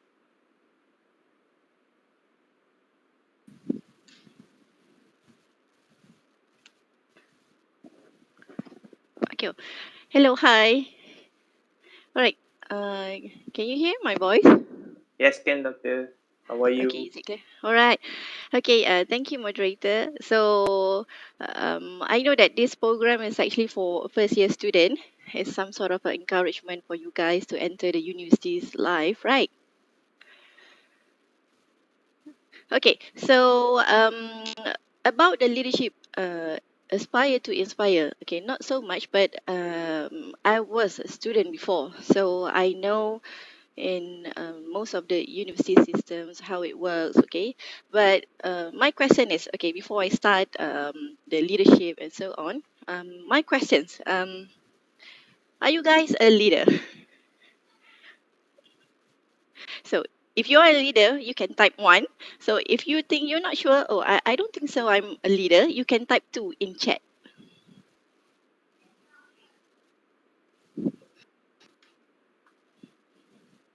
Okay, so I see there's a response from you guys.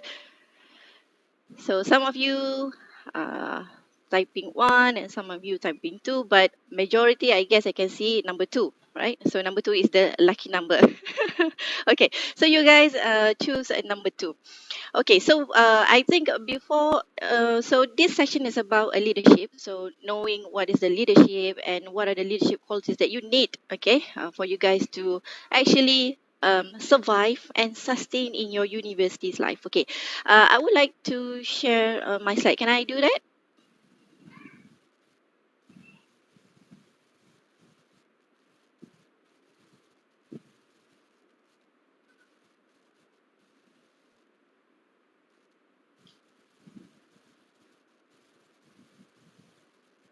All right, just so if you have any questions, you can pop up. You just can put in the chat room, and maybe moderator, you can just interrupt in the middle of my. I can say this is more like a sharing session, not just a lecture. I know I am your lecturer, so about today is not about lecturing all the theories and that, but it is like an applications on a leadership. Okay, the leadership qualities. Okay, that you need in your university's life.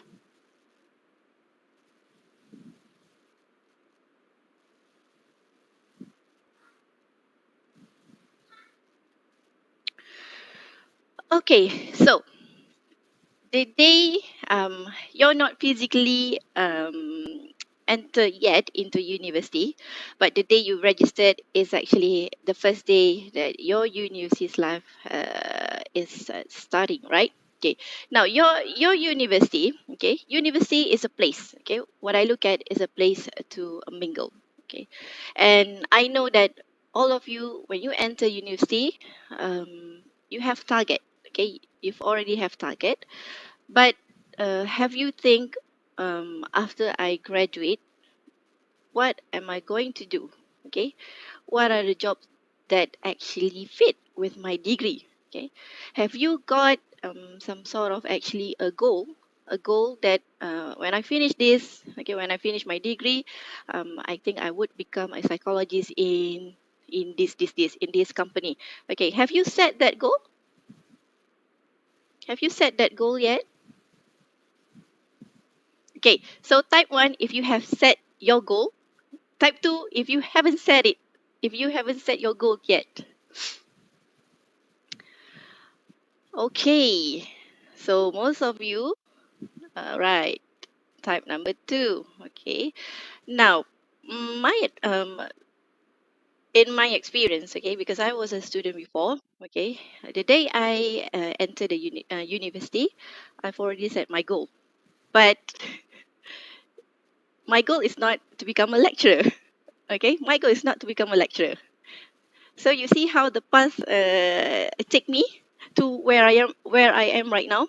Okay, so my goal when I first enter university, of course I want to graduate, and okay, and I want to be a HR specialist in a corporate agencies, okay, in a multinational company. Okay, but look where I am right now. Okay, so what important thing is, even if you set the goal, but you end up in different things, but it doesn't matter, because what we are looking here is the process, actually. Okay, the process of you towards your goal attainment, that one is a very important. Okay, because when you have a goal, meaning that you've already have a setting, okay, what kind of behavior, okay, what kind of action for you to do in order for you to achieve the goal. Okay, so what goal, whatever it is, it doesn't matter. Okay, so congratulations for those who have already set your goal, okay, after you graduate, what you want to do. But for those who haven't set your goal, okay, please do. Okay, please do and set one goal, because when you have set your goal, that is actually you are creating, you are trying to put yourself, okay, into whatever you have planned in future. Okay, so please do that.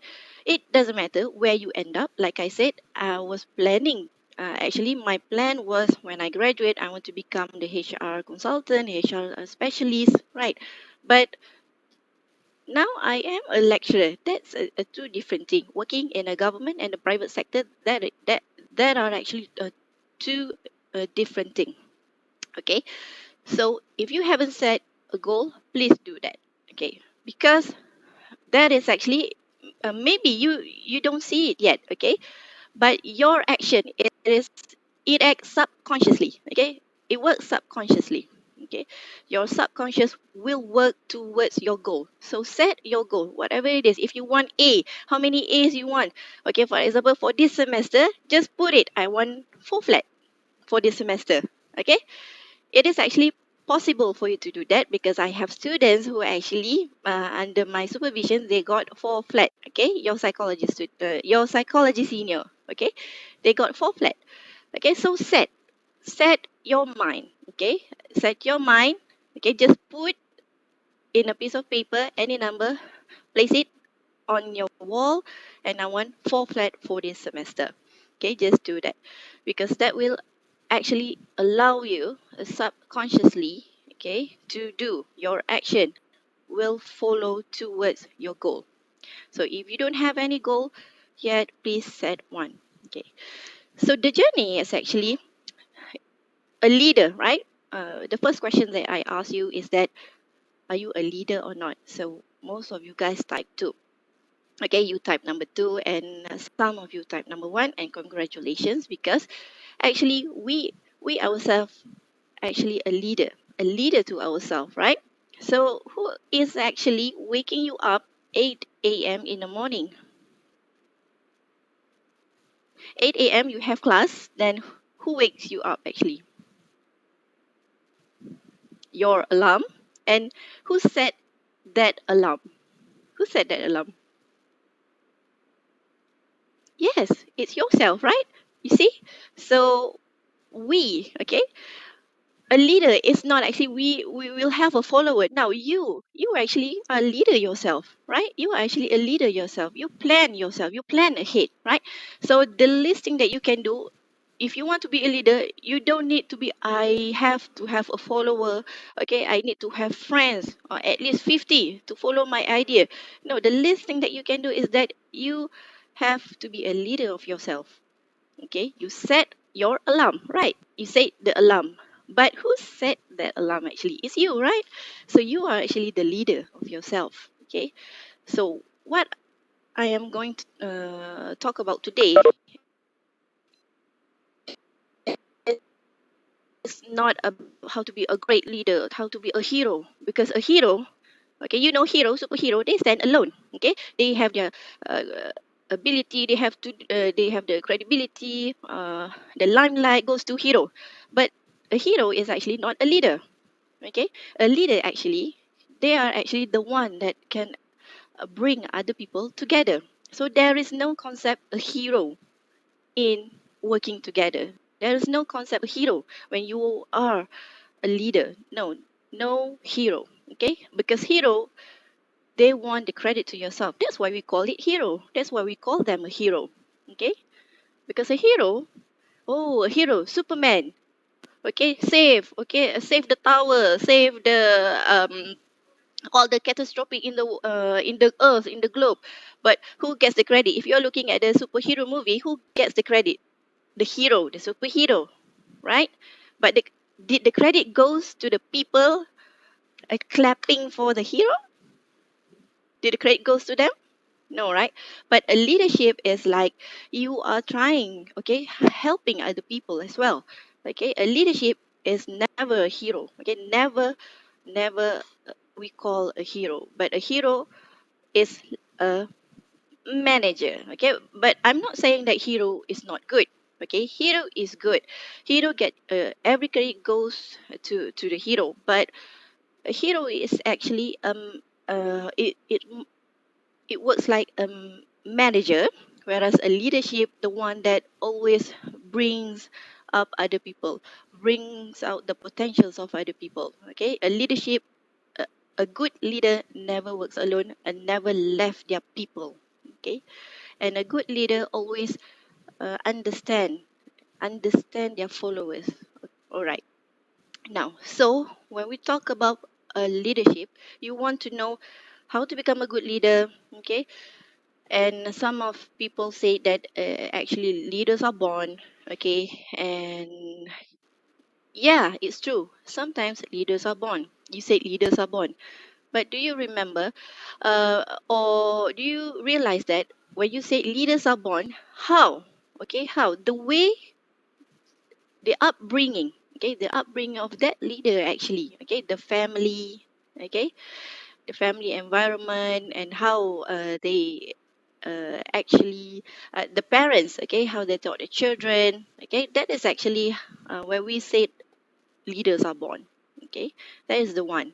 But leaders can also be made. Okay, your childhood, for example, your childhood is not so good. For example, you don't have any good memory about your childhood, and you say that I am not a good leader, I can never be a good leader.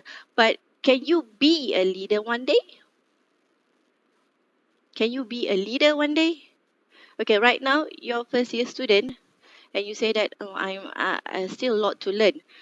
Well, even the prime minister, okay, he also has a lot to learn. Okay, has a lot to learn. Okay, anybody in this world, okay, anybody in this world, if you say that, oh, I think I'm a first year student, I think I don't fit to become a leader because there's so much for me to learn. Okay, I've known nothing. Okay, that one is not about it's not about what you have, but it's about are you ready or not. Okay, when you said that, okay, I am ready to become a leader, no matter what you have, no matter what knowledge you have right now, if you're ready, then you can become a leader. Okay, so a leader, actually, a leaders are born. That one is very lucky because you are being, because the way, the upbringing of your family, okay, has been designed on that way, okay, to become a good leader. But if you say that leaders can be made, then that is one we are looking at your readiness, okay, the readiness and the willingness of you to take responsibility and accountability. Okay, so I would like to ask one questions to the president of the psychic club, Mahesh, right? Is it Mahesh, the president of the psychic club? Okay, I would like to ask one questions. Okay, who nominated you to become the president? Who nominated you to become the president of this club? I'm not the president, doctor, but I think. Uh, Like, okay, who's the president here? The um, president's, Aisha. I'm not sure if she's in the meeting, but she's in a meeting. Okay, so Mahesh, what is your position in this club? vice treasurer, doctor. Okay, so vice president. Either way, you have a Vice position in this club. treasurer, doctor. Treasurer. Bendahari. Okay, treasury. Okay, now, Ah. who nominate you? Who nominate? I think my classmates. Yeah, my classmates nominated. And nominate you? Do you? Why did you accept? Because I wanted, yes, leadership skills, doctor. Because I wanted the experience to be a leader. Because you wanted, you want the experience. You I want wanted that. to go outside of my comfort zone. Yeah. Yeah, that one is a good answer. Okay, you want to go outside of your comfort zone, but when you say yes, meaning that you are ready. Okay, you are ready. No matter what resources you have right now, but you are ready. Okay, ready to go. Okay, ready to go for it, and you take that positions. And even though you don't know what is the job, actually, what is the risk, okay, of the risk of taking this position, you've know therefore there is always a risk. Okay, well, especially on that position, in your position as a treasury, right? Your position. Okay, so Yeah. you Correct, doctor. know there is a risk, but you still took that opportunity, right? Because you are ready. Because you are ready to do that. Now, that is one of the leadership skills. Okay, you are ready, willing to take risks. Okay, so a good leader is not about all those flying colors, all those good things, but actually accepting the possibility. Okay, uh, the risk, and also the important thing is that showing your vulnerability to others. Okay, a good leader is not about talking all the good things. Okay, I can do this, I can do that, I am a good leader, I have this. No, but a good leader always bring other people. Okay, always bring the potentials of others. Okay, that's a good leader. Okay, so uh, your journey in your life, okay, your childhood, and then you go to school. Okay, so a bit about myself, why I'm saying to you that what I said what my goal during my university is not exactly taking there.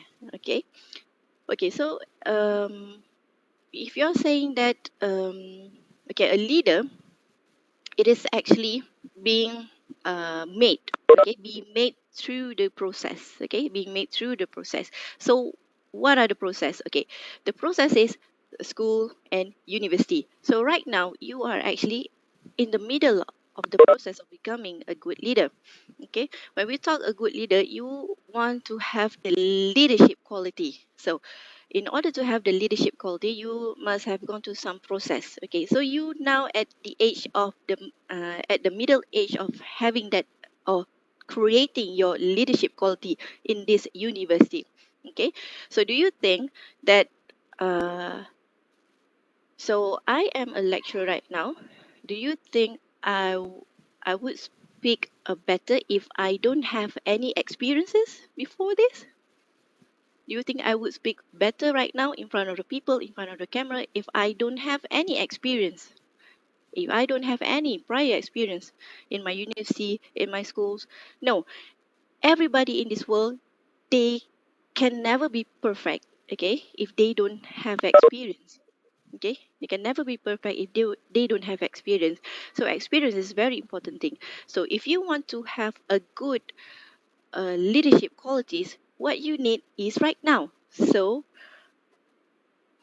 ev- cherish your university's life, cherish your friends, cherish your lecturer, having a good communication with your friend right now. Okay, even though in university, of course, you will have some sort of quarrel with your friends. Okay, maybe some of your friends don't do group assignments. Okay, that I see experience. Okay, so have fun. Okay, have fun in your university's life, because in the experience in university is going to teach you so much that is beyond in your primary and secondary schools. And of course in these universities years also, you will find your lovers, and you will have a heartbreak, and all of that is actually is teaching you guys, is an experience. Okay, so experience is the better teacher.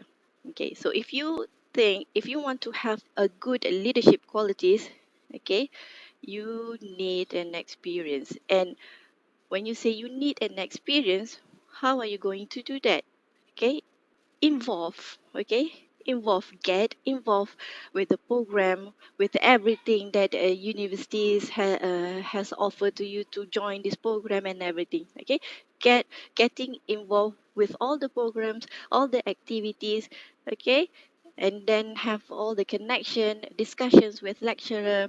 Okay, never miss that chances. Okay, never miss all those chances of communication with people, right?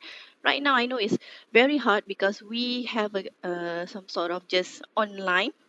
Okay, online communication. But online communication is not for everyone. Okay, I can say that it's not for everyone. Okay, online communication like this, okay, we are talking to the camera. Some of the people, they are not comfortable looking at the camera, and actually, am I talking to the people or to this computer? Okay, some of them, they are not very comfortable, okay, talking to this. Okay, so this is one of experience. Okay, experience. And after this, I hope next year, okay, next year you guys will eventually come to university, and we will eventually have a physical class, and we're going to meet face to face, right? So what you need to do, you need to be prepared and ready. Okay, you need to be prepared and ready, because in university actually we have a lot of presentation whereby you need to stand in front of people, you need to stand on the stage, okay, and give speech in front of the class. Okay, so that is actually experience that you need. Okay, that you need to do the most, that you need to cherish, because that one is actually going to develop your self confidence. Okay, later on, when you graduate, you will go to you will find, okay, you will looking for a job. Okay, but of course this is actually the platform for you to polish your confidence, for you to polish your soft skills. Okay, university is actually the platform. So I'm also a student before this, and I'm taking all this opportunity. Okay, when I was a student, I'm taking all those opportunity to stand in front of my friend, to stand in front of the class, and giving a talk and lecture. Okay, so next year when you guys are ready, okay, I think right now we have I think some of you, okay, already apply to go inside the campus. Okay, why not during this time, okay, when you are already in the campus, okay, go talk to your lecturer, okay, go meet them face to face, just have a conversation, because we right now in 2020, in 2019, I think we had enough of online communication. Okay, if you some of you have already applied to go to the campus, take this opportunity, okay, to talk to your lecturer face to face. Okay, just to have a conversation, just to have a conversation about your subject. Okay, this one is actually to build your self confidence and also to get a good uh, perceptions. Okay, maybe if you don't have a communication, if you don't have the interaction with your lecturer, you will perceive them differently. Okay, you have your assumption, oh, this lecturer is this. You haven't met them yet, right? So go, when you get into campus, WhatsApp your lecturer, go meet them face to face and just have a talk. Okay. The least that you can do is that maybe your PA. Okay. You can find your PA, okay, and then you tell doctor, can we meet? Can we have a conversation about this? Okay, that is actually I encourage you, if you do that for first thing.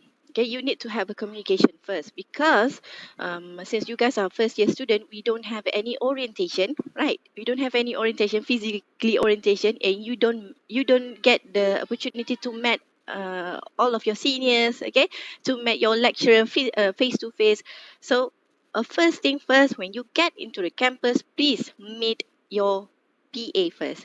Okay, just having some conversation, a simple conversation, or about the life in campus and so on. Okay, just to open your mind. Okay, why it is? Because this is actually an activity to go, an activity that you never realize that these small activities is going to help you when after you graduate. Okay, when you set your goal, okay, your subconscious mind will work towards it. So every of your activity will go toward it subconsciously. Okay, you never even realize. Okay, you never even realize that. That's why we have a big million effect. Okay, big million effect and so on. So if you said that you are okay, I have this, I want to do this. So your behavior, when your mind is stepping into that goal, your behavior will automatically and subconsciously follow that. Okay, will follow that. Okay. Now, so you guys are in university. Okay. So I hope that you guys are choosing the right course. Okay, psychology. I hope that this is your first choice of entering the university. Okay, I hope that this is your first choice. Mine was not. Okay, mine was not. Okay, HR is not my first choice. Okay, and even I couldn't put my first choice in my application back then, because okay, I will tell you the story later. Okay, but I'm telling you that HR never my first choice. Okay, it was never my first choice. So I was so frustrated at that time. uh, it is actually I'm being forced, okay, being forced to choose this. Okay, it's like I don't have any other options. Okay, I was forced to do this, but actually I am capable, I am qualified to choose my a dream course, but I never get to do that. I was forced to choose this course. But that is never a, never a setback. Never take that as a setback in your life. Okay? Even this psychology is not your first choice, just keep going. Okay, keep going, because sometimes there are things that beyond your control, right? Sometimes there are things that beyond your control. So right now you are getting into a psychology courses right now, okay, psychology program. Okay, so this is what you have right now. So this is the things that I can control. So what are the things that you can control is that setting the objective. Okay, setting the objective. Okay, I want to get 4 flat for this semester. And how to do that? Okay, of course, attending all classes. Okay, asking about all assignment. If you get any confusion about your assignment, or if the instruction is very blurry or vague, please ask your lecturer, because you want to get 4 flat for this semester. You can do that. Okay, but never think that psychology is not my course, then I think my life is over. No. Did my life was over when I never get my dream course? No, right? I keep what I did was I kept going. So whatever I have right now, this is my life, and I have to make sure that the HR, I have to look what HR can offer me right now. What HR can offer me right now. So you taking the psychology course, you need to ask what psychology can offer you after you graduate. What are the things that this course can offer me? So you have to look at it, okay? And after you do that, you will find some peace, some inner peace, okay? Some inner peace in your university life. So that is one of a middle, okay, a middle life. We call some sort of crisis, okay? University, and I can promise you that in university you will remember the most. Okay, you will remember the most. Okay, you will get friends. Okay, and your university friends will hang with you for, I can say, for the rest of your life after you graduate. Okay, this is the place to mingle. This is the place to socialize. Actually, okay, this is the place to socialize. Okay, because when you go to working, okay, in a working world, in a working world, your friend will stay with you, because at the workplace, even though you have friends, but that friends is actually competing with you, because you are having the same performance evaluations, right?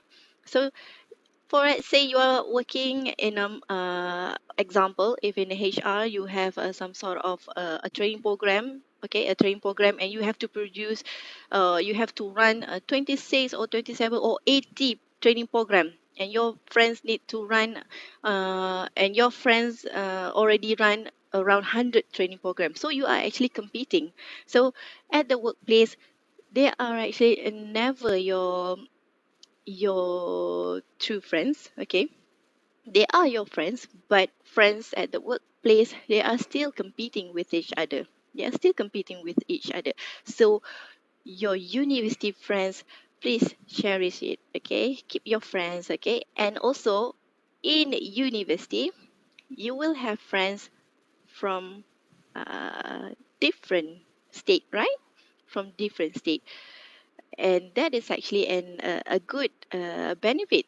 So after you graduate, this friend will be working in a different sector, and you will have friends scattered around Malaysia. So that will be your connection in future. Okay, that will be your connection in future. All right. Okay. So just a bit. Okay, this is what I told you. So I just gonna go a bit about a managers and a leader. Okay, a managers and a leader. So, like I said, a manager's a hero, okay, looking for a limelight, looking for a credit. That's why we call them a hero. But a leader, they are concerned about a connection, shared goal. So, you yourself can be a leader. You yourself can have a shared goal with your friends right now, okay? And then the important things about leader is that they have, they are actually humble, okay? They are actually humble, okay? Humble and hero is a very opposite, okay, opposite trait. Okay, hero, the one that looking for the limelight, but humble, never looking for a credit. Okay, that's the difference. Okay. And also, if you want to be a good leader, okay, uh, things this one you can have it, you can Google it. You guys are university student. You can look so many traits, so many personalities that actually telling you what a good leaders. Okay, but my experience is that if you are a good leader is that you are showing your vulnerability to your people, to your student, to your follower. Okay, you are showing your weaknesses to your student, to your follower, to the people. Okay, and by doing that, it is actually you are showing your true self. Okay, you are showing your true self, and you are trying to make that to be empathy, okay, to understand other people. But hero, they never do that. Okay, all those heroes, they never do that. They're saying that what are they capable of. Okay, what are they capable of doing? I am capable of doing this, and people are looking at this hero. Wow, you are a hero and you are great at doing this thing and all that.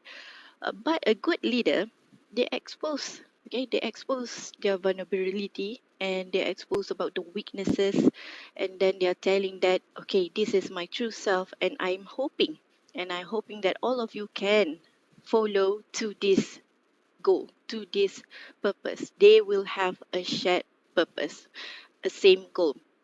Okay, to make everybody to have a same goal is that a leader must put themselves in others, must lower themselves, must be humble, must understand the rest of the people. And by doing that, people will believe. Okay, people will believe that this leader is actually a good leader, the one that I will follow. Okay, so if people said that this is a good leader, this is the one that I will follow, they are actually not following the leader. Okay? They are actually not following the leader. They are following themselves because that leader are sharing the same purpose. Okay, so this follower, they have, oh, I believe that this purpose is good for me. So if you have that follower following the leader, it is actually you are following yourself. This leader just step into the potential, just step into the inner mind of this follower, that saying that this is the one that you should follow. So a good leader, they have the ability to tap into followers' inner mind. Okay, they tap into the subconscious mind. That is a very important. So if you have that, then you will have a follower. Okay, it is actually the follower thing. Okay, the follower will think that I do it for myself, but it is actually the leader that ignite the spark to follow the purpose, to follow that objective. Okay, so I believe that we already okay. So we have another 10 minutes. 10 minutes, right? Or 5 minutes. Okay. Okay. So this is one of how learning to be a leader. Like I said, okay, get involved. Okay, getting involved in all the activities in the event. Okay, socialize with people.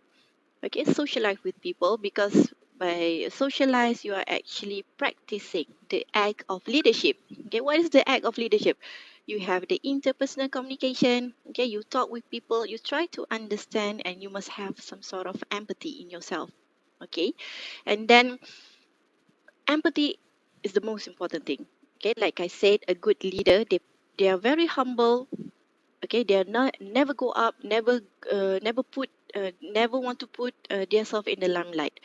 Okay, so learn how to develop your empathy. Okay, empathy, that is very important. Okay, empathy, okay, showing that you know the feelings. Okay, you know the hardships of your friends and all that. Okay, empathy is very important. Okay, and I think this is the most leadership qualities that if you give me rank, the communication, okay, the ability to influence people and all that, I think for me, the empathy, I will put number one. Okay, and then since you guys are in universities, find a mentor to provide a feedback. Okay, it is actually find people to talk with. Okay, find people to talk to. Okay, did I do it right? Okay, I have a problem. You can talk to your PA. Okay, anything. All right. Of course, regarding education and all that, but of course, back in my university, when I was in northern region, I would like to tell my PA that you can talk with me anything. Okay, because sometimes when sharing the feelings, sharing the feelings, it is actually opens up to new experiences that you never discovered before. Okay, so you must have someone to talk to. Okay, and then that is when you talk, and eventually you will discover something that, oh, I have this in me. Okay, so find a friend or find a mentor that will provide you a good feedback. Okay, but never to criticize you. Okay, all right, my question. Okay, I think this will be actually last or second last. Okay, so okay, so a leader. Okay, please type if you think that leader is introvert person, and please type number 2 if you think that a leader is an extrovert people. Okay, you can type in the chat.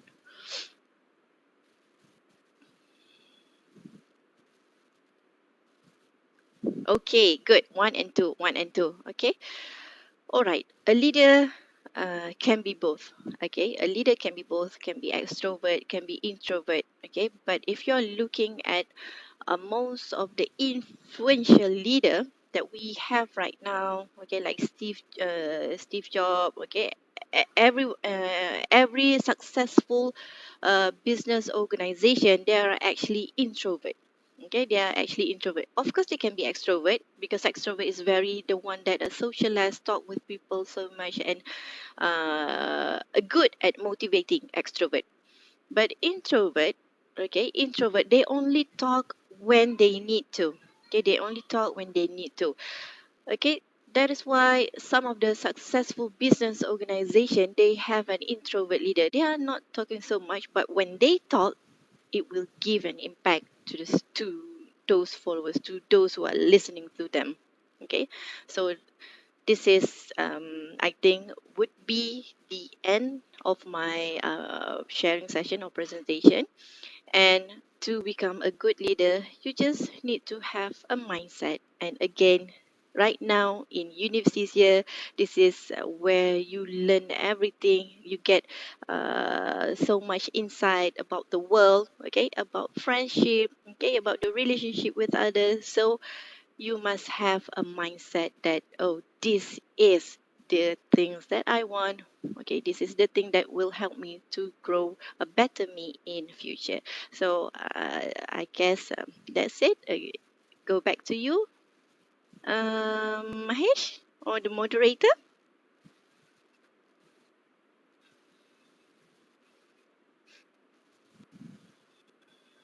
Yes, thank you very much, Doctor, for the sharing session just now. Now we would like to move on to the Q&A session. So I think we have a few questions from our participants that they would like to ask you, Doctor. So shall we move on to the first question, Doctor? Are you okay? Okay, yeah, sure. All Okay. right. So, good morning, Doctor. In your opinion, what do you think is the best way to resolve conflicts in the group when we are the leader of the group? So basically, conflicts resolution, lah, Doctor. Yeah, your advice, Doctor. Okay, so if you have conflict in a group, okay, I can assume that this conflict is about a group assignment, the one that we have a sleeping partner in your group assignment. Okay, if you have that, okay, then what you need to do is first communicate, and the second is you delegate. You delegate the work. Okay, now how are you going to delegate the work? Okay, like I said, a good leader, you need to have an empathy. You need to understand about your people, right? So you need to understand the capability of your group members. Okay, for example, you have this group members is very shy, is not very talkative, but very good at report writing. Okay, so maybe the percentage of report writing goes to this person. And then you have one person that very talkative but not doing so much. Then you can put this person into the presentation sector. Okay, and then you have this person um, not doing so much but giving so many idea, but then don't like to do the report. Then maybe you can send this person to do and negotiate with the lecturer, to do all the things with the lecturer, okay, to collect all the information. Okay, so you need to understand your group member, okay, what are their capabilities, okay, because I know some of you have um uh, a good writing skill, some of you will have a good communication skills, but not all of you have all of that, right? Not all of you have all of that. So a good leader, you need to understand your group members and what are they capable of, and then only you can delegate the work. All right. Thank you very much, Doctor. So basically, yeah, Doctor mentioned empathy a few times, so that shows how important of a quality that is to a leader, especially in group assignments and so on, in order to understand their weaknesses and strengths and so on, Doctor. All right. So next up, the second question we have is, hi, Doctor. If I want to try to be a leader, but I don't know how to develop myself at this time, degree life while online learning. Yeah, Doctor, your tips, maybe your advices. Okay. So to answer these questions, simple is getting involved. Okay, getting involved with all those programs and activities. Like I said, you have to experience it. Okay, when you experience it, actually you develop your soft skills, you develop your cognitive and knowledge. So you need to get involved with all the activities. Okay, not just big events or activities, but also you need to even a small discussion. Okay, engage with that small discussion. Okay, give idea when your group leader say that, okay, I need some ideas. Don't just sit back and silent, but give your ideas. So even a small step, it is actually contributes toward developing the leadership skills. So whatever it is, a small step matter. So starting with the group assignment, giving your idea, talk. I know that you don't have the a gut to present in class. Sometimes some of you will say, hey, you present, I don't want that, you present. Okay, so why not try to challenge yourself? Okay, so other than getting involved with all those activities, challenge yourself to go out of your comfort zone. Okay. All right, thank you very much, Doctor. So basically, challenge yourself. Yeah, true. We should go out of our comfort zone, try new things. For those who want to develop their leader skills, of course, Psychic will be opening a lot of recruitment for their programs for this semester. So you guys can go ahead and apply for it if you want to get a shot of the program and also get experience on how to run a program and so on. All right. So the question next up, as a leader, what should I do if my groupmates is not being cooperative during discussion? Example, just seen the message, especially during online learning. And Doctor, your advice? Okay, so what should I do if my group mates is not being cooperative during discuss? Just blue tick, I guess, a blue tick, without saying anything. All right, so as a leader, other than being humble, what you need to do is what other qualities that you need is that being patient. Okay, being patient. I know that assignments you have due date, but also what you need to do is being patient. There I mean there's a reason why people chose you to become a leader in this group, right? So you need to be patient and again empathy and engage with these members. Okay, maybe you can personally message or call, and if the message or the call is not written back, then please be patient and wait for another discussion in group.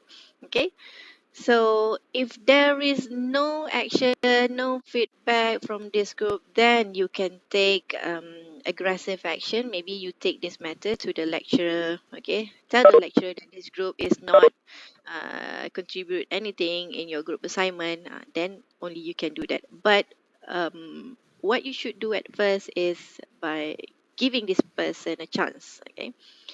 Giving this person a chances to explain about yourself, and also you need to be patient as well. If nothing comes out, then only you can take this matter to your lecturer. Okay. All right, thank you, Doctor. So a very comprehensive answer. So try to communicate as much as possible with the group members, and if things like don't improve at all, then only you go to your lecturer. All right. So You handle it internally first. Okay. true, Not every and also in trying to become, or trying to polish you to become a good leader, you try to handle it internally first. Then if it's not successful, no solution, then you go bring this matter to your lecturer. Okay, that's how adults work. All right, thank you very much, Doctor. So next question we have hi, Doctor. I want to ask how to be the best leader, especially in group assignments, to prevent group members from feeling unburdened with instructions from the leader. Okay, first of all, you need for a leader. Okay, maybe some of the group member thinks that, oh my God, this is so burden for me, and they think that this is unfair. Okay, first, what you need to do, not just leader, but every of the group member need to understand the requirement of that assignment. Okay, first, you need to understand the requirement of that assignment and what is the objective of this assignment. I'm sure that the assignment, your lecturers already gave you the rubric. Okay, they already gave you the rubric and what to expect when you want to get the highest mark. Okay, that was the rubric for. Okay, what to expect if you want to get the highest mark in your assignment. So first, a leader again re-emphasize that this assignment actually need A, B, C, and D. So in doing that, we have this member. Okay, and this member I know, even we just met online, but I know that your capability, you can do this. So you delegate the work and you transparent. Okay, whenever you want to delegate the job, you must transparent. Okay, do not PM to P. No, don't do that. So when you want to delegate the job, the task, do it online, whereby everybody can hear. Okay, so if there is objection, then you can discuss it together. Never PM to P. Hey, you do this, you do this. Don't do that. Okay, there's no transparency on that. Okay. All right, thank you very much, Doctor, for the useful advice. So yeah, basically don't be personal or private with anything. When you're a leader, you need to discuss everything with your group mates. And so sometimes when we give out instructions, we can feel a bit bossy, like we feel like our group members are like looking at us like we giving out instructions, but you're not doing the work. That is the actual tugas of a leader lah, basically. You can be bossy. You can be bossy, but you have to look at the situations. Okay, you have to look at the situation. If everyone is not cooperating with your directions, then you use autocratic style. Okay, you look at the situation. If everybody is not listening to you, then you have to use autocratic style. Hey, I'm the leader in this group. Then people will listen to you. But that is not a good effect. Okay, but again, you have to discuss. Okay, transparency. People need to know the delegations of the work being fairly distributed to each member of the group.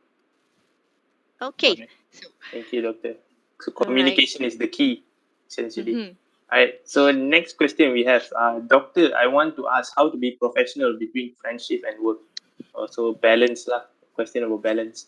Also balance. Okay, so I guess this is probably you have your lovers in your group assignment. Is that? Okay. All right. So simple. Okay. What is your goal? Okay, what is your goal again? So, to be professional between a friendship and work, you have your assignment. And no matter what your relationship with your friends, okay, we have a goal and we have a task to complete. So look at the task, right? Look at the task and complete those tasks. And never take your relationship matter into your work. Okay, never take your relationship matter into your work, especially when you want to complete all those assignments. Okay, so the key is the objective and the task of the assignment and the due date, deadline, and everything. The task. Okay, so put your feelings away. Okay, put your feelings away. To be professional, simple, put your feelings away, look at the objective, the task, and so on. Okay. All right. Thank you very much, Doctor, for the useful advice. Yes. So yeah, put your task before your feelings, firstly. So next question, as a team leader, what should I do with one? I think this question we already answered previously, Okay. so we'll skip it. Hi, Doctor. Okay. Sometimes people give advice such as accept the offer first, then how to do it later. Is this a practical advice when it comes to leadership? Yes. Yes. Okay. This is the opportunity for you to discover your potentials. Accept the offer first. If you have a good offer, a great offer, you have to accept it, and then only you discover your capability later. Okay, you will discover later. If you're not sure, okay, the thing is, if you have an offer, if you're not sure you can do it or not, just accept it. You will discover later. Meaning that if you're not sure, you have 50% in yourself saying that I can do this, and another 50% in your mind saying that, oh, I cannot do this. So that is the sure or not sure. So take that offer because you have that 50%. But if you have the offer saying that to do this, and the first word that came into your mind say, oh, I cannot do this, then don't take this. Don't take that because you've already sure that this is not the one. I cannot do this. Okay, I cannot do this. So why should I take this job? Okay, so if you're not sure, then you should take it because you have that 50% you in yourself saying that I will do this job. I can do this job. Okay.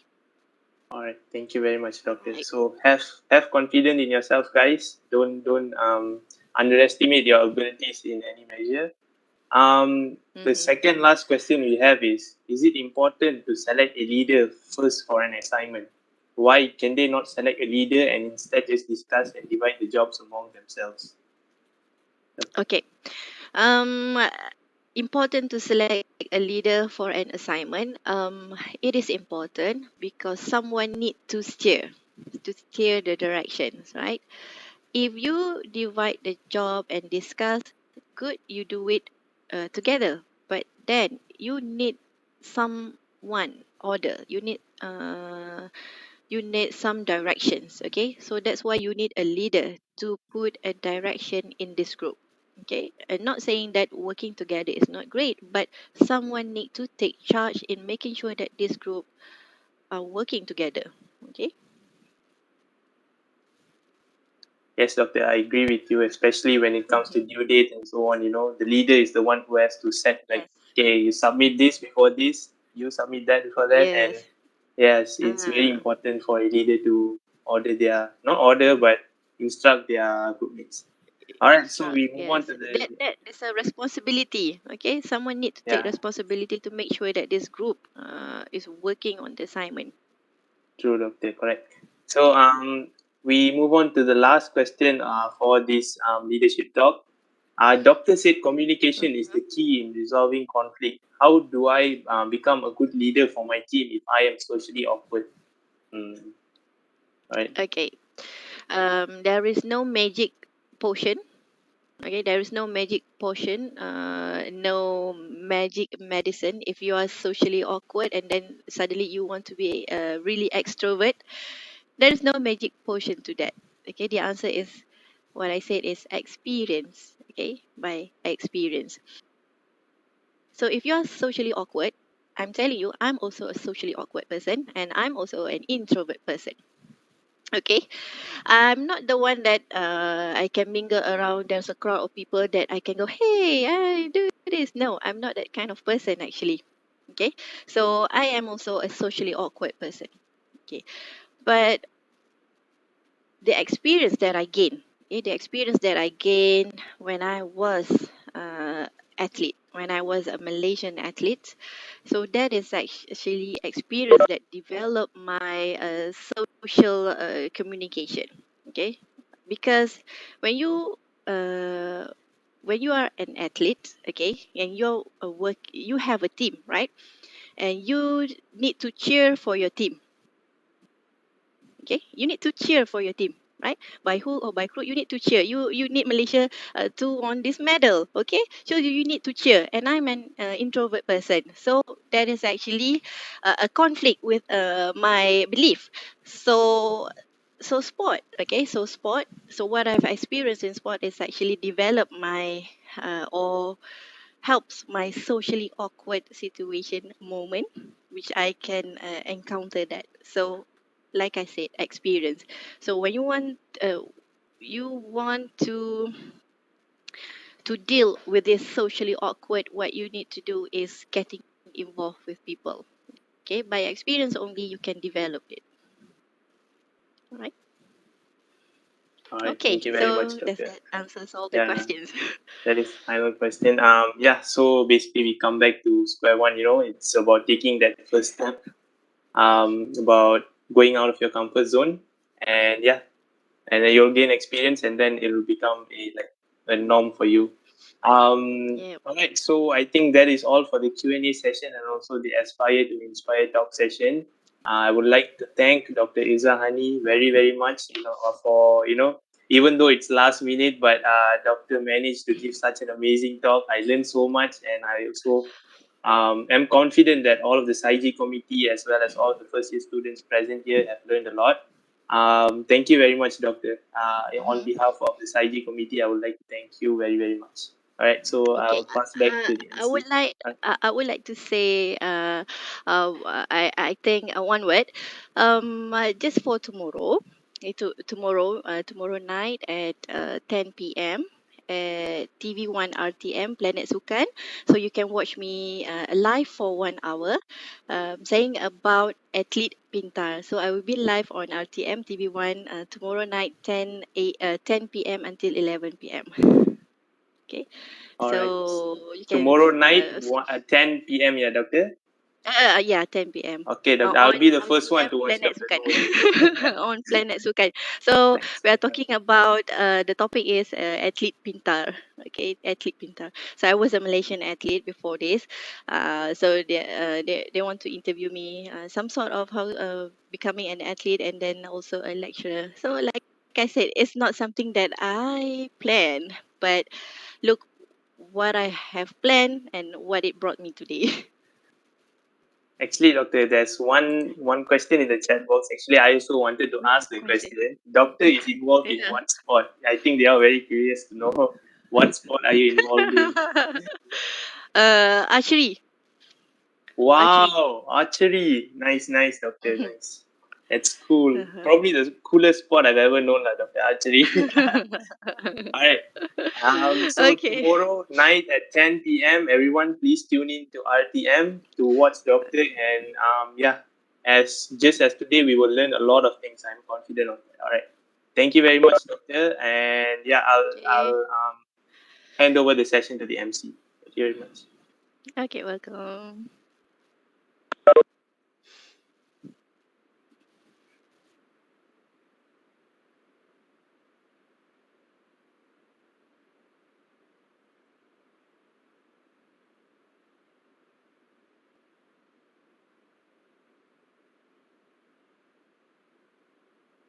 We would like to thank the honorable guest speaker, Dr. Irzahani binti Abu Sama, for the inspirational and informative speech. We hope that our students can make use of every little information mentioned by Dr. Irzahani binti Abu Sama a few moments ago.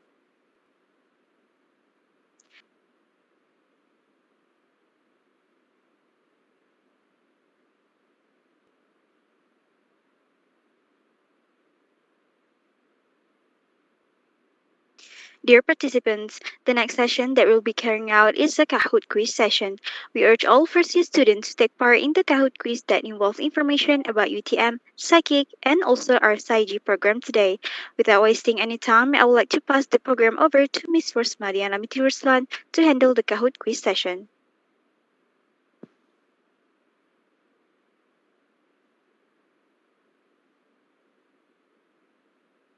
Assalamualaikum and hello everyone. Can you hear me clearly? Can Can Rose? you all? Okay. Yes, can. Okay. Assalamualaikum and hello everyone. I'm Rosmariana. Will be the host for this Kahoot session. Now, all of you will play Kahoot game that consists 20 questions.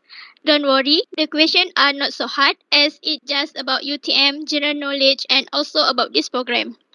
The link for Kahoot have been given in the chat box. Please click the link and enter the Kahoot game by entering the number pin that have been shown at the screen. For the name, please use your real name with the last 4 digits of your phone number. For example, my name is Rose, so I would use Rose 5846. Now we will wait for a few times to give time to all of you to enter the Kahoot. You may enter the Kahoot now.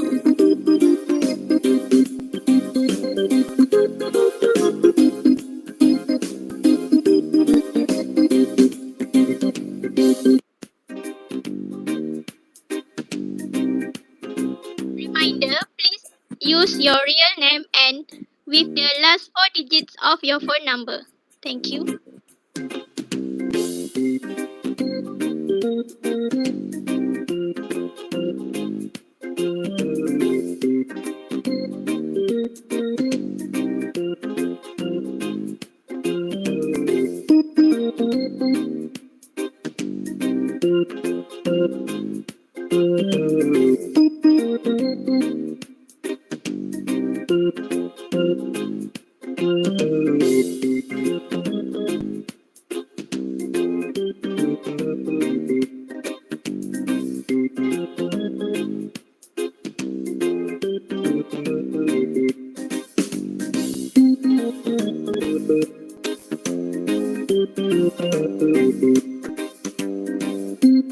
If you can enter the Kahoot game, please notice us in the chat box that if you have internet problem or so on.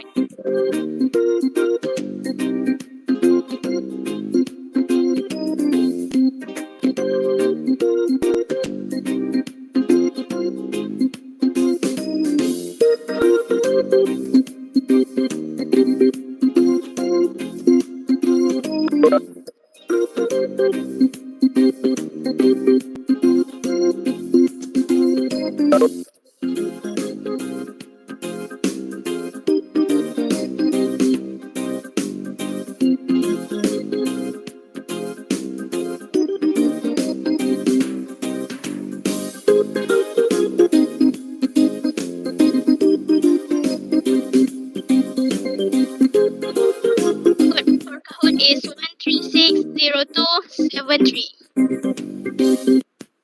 Come on, guys. Let's join the Kahoot.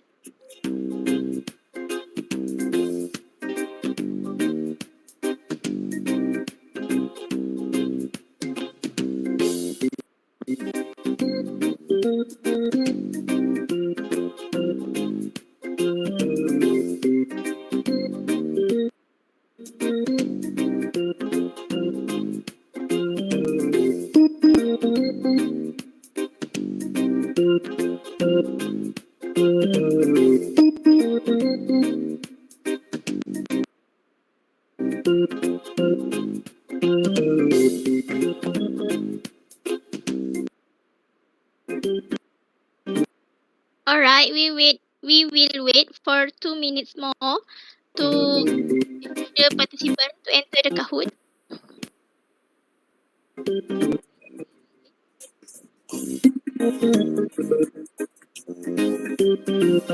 For now, we have 38 participants. Come on, you can enter the Kahoot in 2 minutes.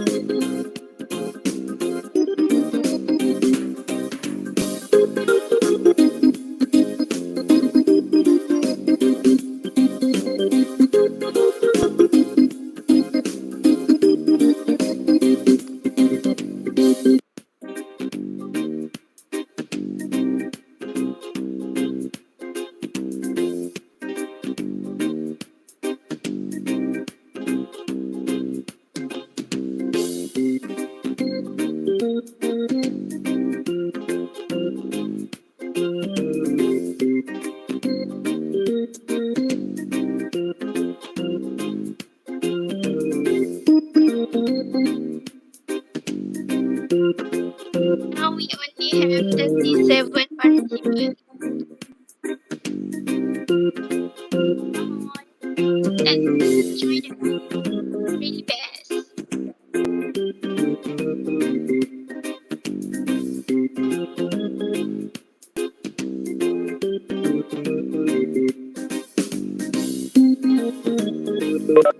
Right, if there is no participant, there is no another participant, we can start now. Okay. For your information, you can read the question at the screen or at your own device. Good luck. Let's begin now. 2, 1. The first question. What is the full name of psychic? Please read carefully. The answer is very simple.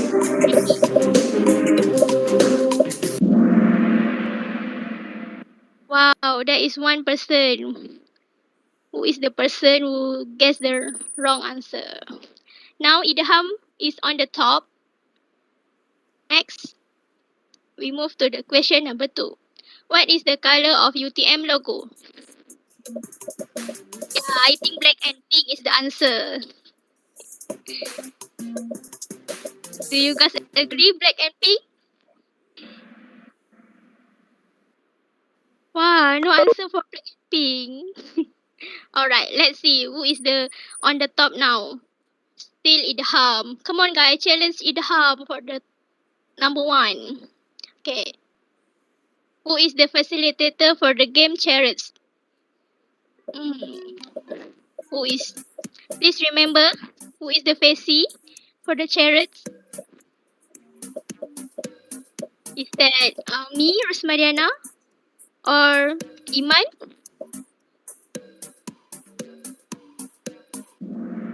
Wow, only 11% correct these questions. Alright, let's take a look who is in the number 1. Wow, AL is now in the number 1. Congratulations. Next, let's move to the question number 4. Who is the psychic advisor? Please remember the semalam baru bagi speech. Who is the doctor for the psychic advisor?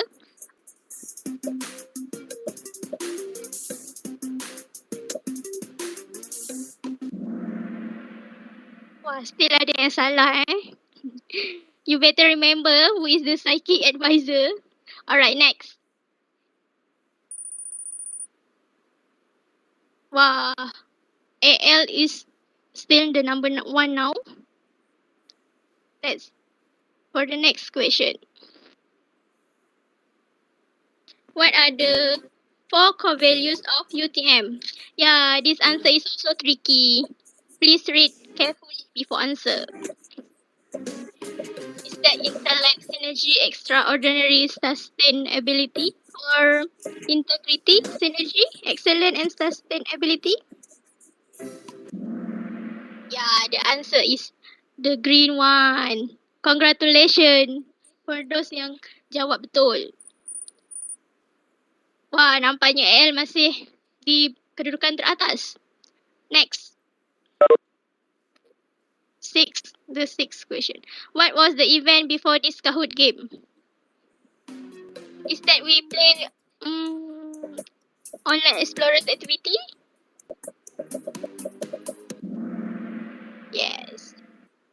Actually this is for the semalam punya ni kan. So yeah. Alright, next.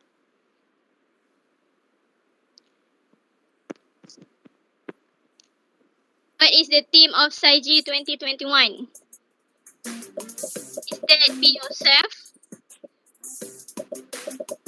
Or show me? Wah, still ada yang salah. Siapa yang tak baca banner ni? Alright. Next question. Aiman is still now. Wah, Aiman is now on the first stop. Next. UTM was established in which year? I think this is general knowledge for you all.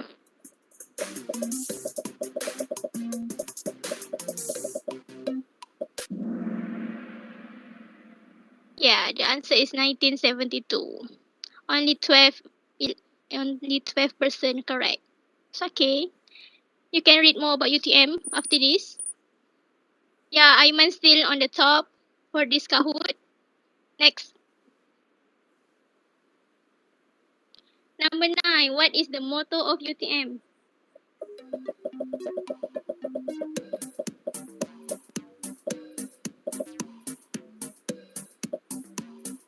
Berilmu berbakti. Kami memimpin. Check. What is the answer? Ya, kerana Tuhan untuk manusia is our UTM motto. Please remember this, alright? Alright, next. Yeah, Aiman still on the top. Come on guys, challenge Aiman. What is the best definition for psychology? Is that the study of human mind and mental disorder? Or the study of ourselves and human interaction? Well, we will see. That's the right answer.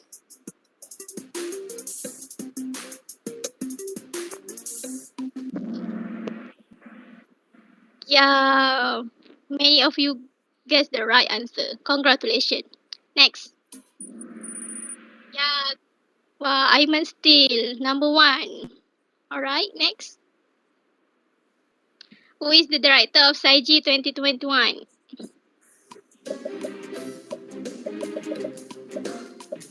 Siapa yang bagi speech semalam? Harap you all semua ingatlah nama-nama kita orang. Siapa director? Siapa PSYJI? Siapa MC? Masalah habis sayur nanti director marah. Wah, ada juga yang salah. Siapa yang buat untuk nama saya tu? Alright. Next. Ya, Aiman still lagi nombor 1. Next question.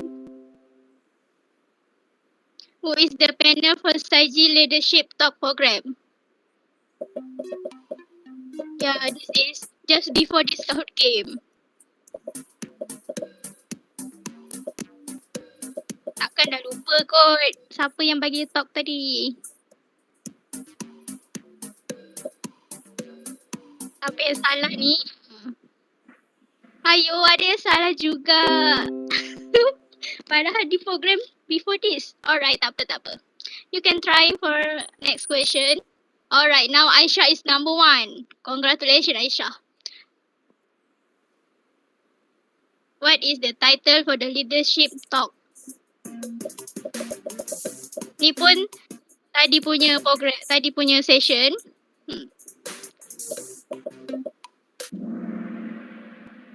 Oh, still ada yang salah. It's okay. Maybe ingatan tak berapa ingat. Alright, Aisyah still number 1. Next.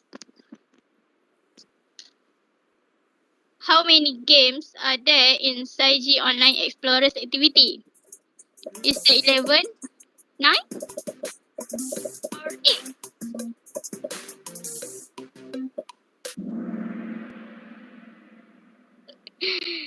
Yeah, we have 10 activity yesterday. Right. See who is on the top. Yeah, still Aisyah. 5 players just hit answer streak 3. Wow, congratulations for the 5 players. Next. What is the full name of PSYJI 2021?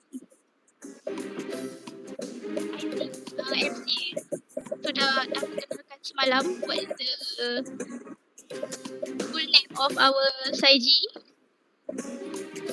Hope you still remember what is the full name of PSYJI 2021. Yeah, Psychic Junior Induction is the full name for PSYJI 2021. Next.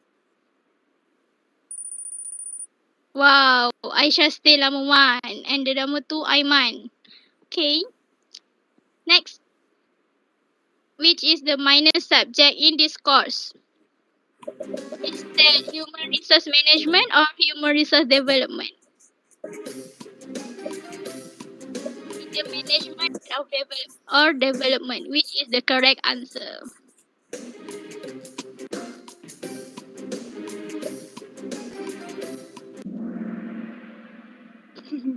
Nampaknya still berlaku confusing Our minor course is human resource development. Please remember. Don't forget about our course. Until lecturer HR marah. Alright. Aisyah still number 1. And 3 players have reached answer streak 4. Wow. What is the event after this Kahoot session? What do you think? Is there another sharing session? Or we just finish the program?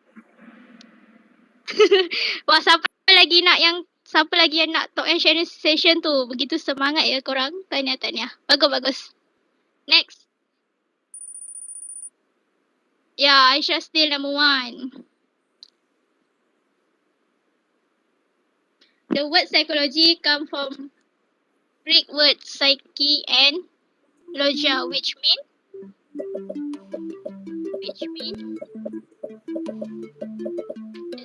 the study of behavior and cognitive, or the study of mind and soul. It's a very correct answer. Think carefully before answer.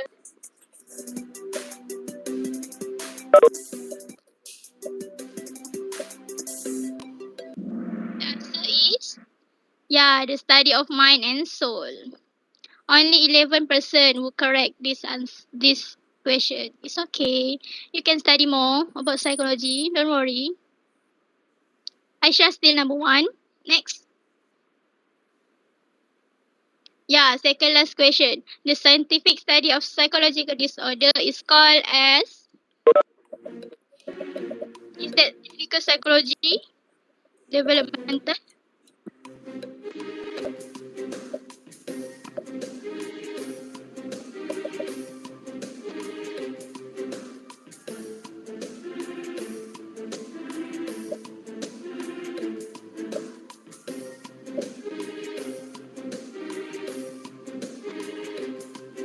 The answer is abnormal psychology. You will study this subject on the 4th sem, which is in the sem 2 for 2nd year. It's okay, you will study later. Now Aiman dah naik nombor 1 nampaknya. Aisyah jatuh nombor 2. Okay, the last one. The last question. Ready? Do you enjoy this program? Please answer it. Please be honest lah. Is that fun or not? We just accept it.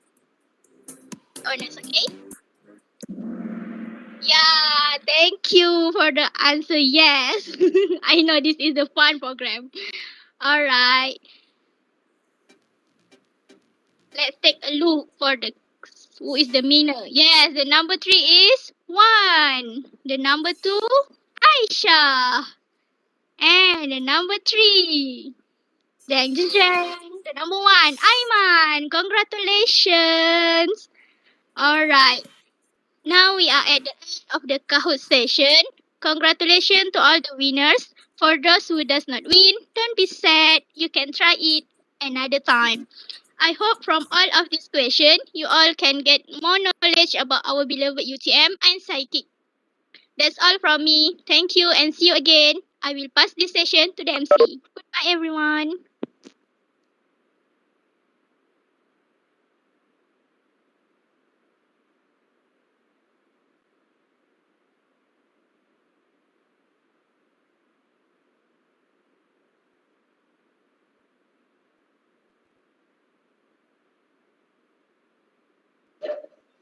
Okay.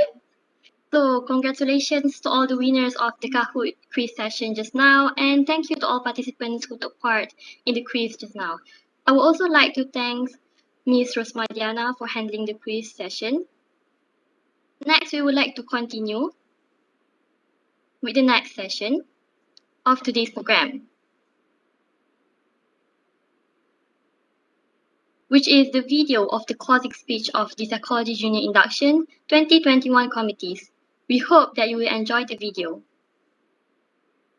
Try to make myself falsely accused of you and slave bitch hoping fucking rest in peace.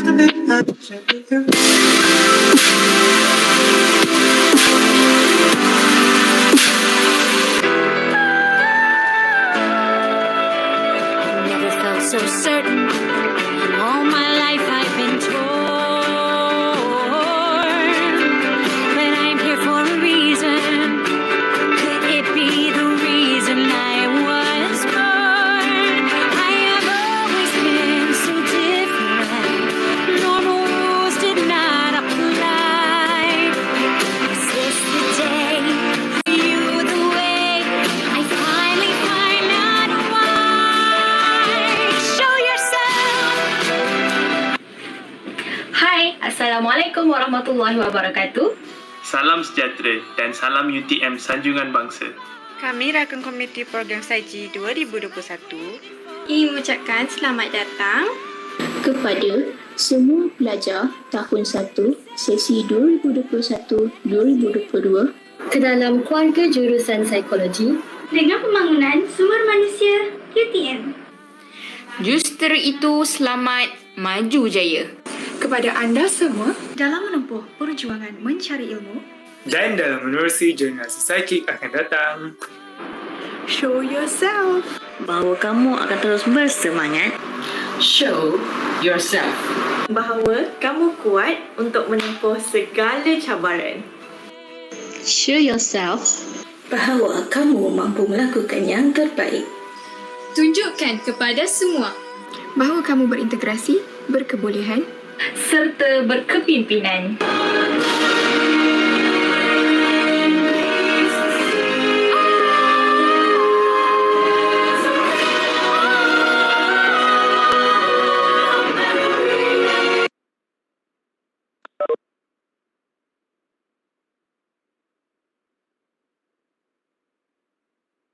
Next, I would like to request all the participants to scan your attendance for today's program through the QR code that has been displayed on the screen.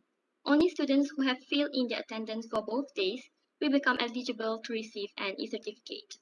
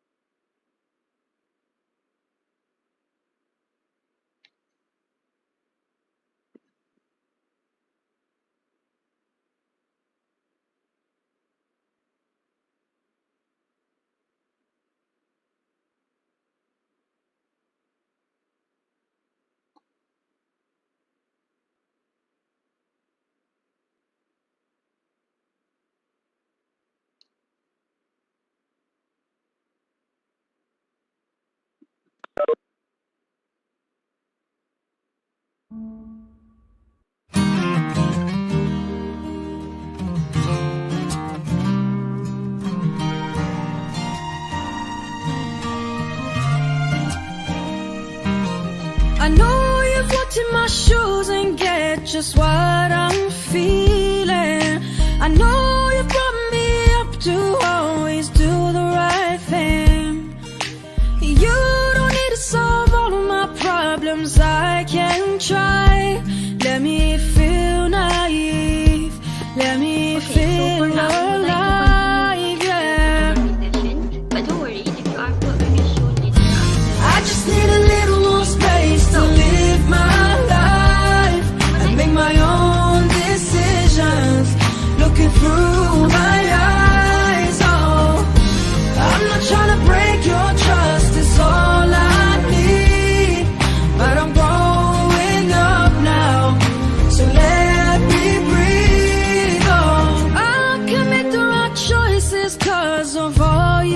taught me.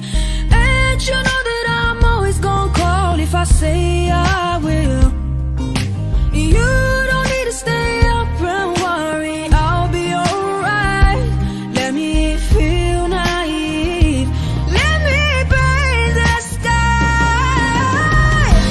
I just need a little more space to live my life and make my own decisions, looking through my eyes. Oh, I'm not trying to break your trust, it's all I need.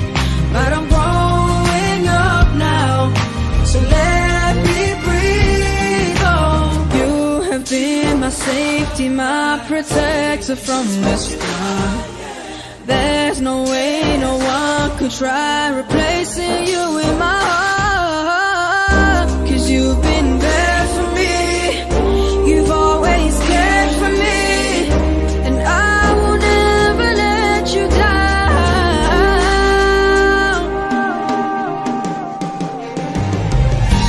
I just need a little more space to live my life and make my own decisions, looking through my eyes. Oh, I'm not trying to break your trust, it's all I need.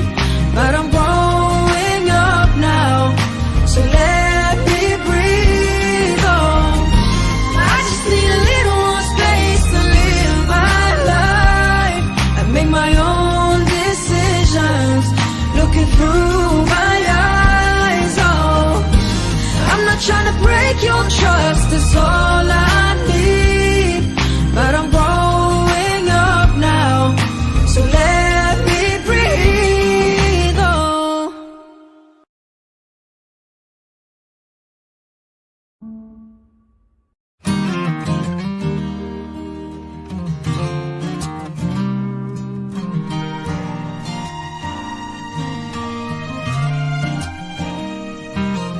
I know you've walked in my shoes and get just what I'm feeling.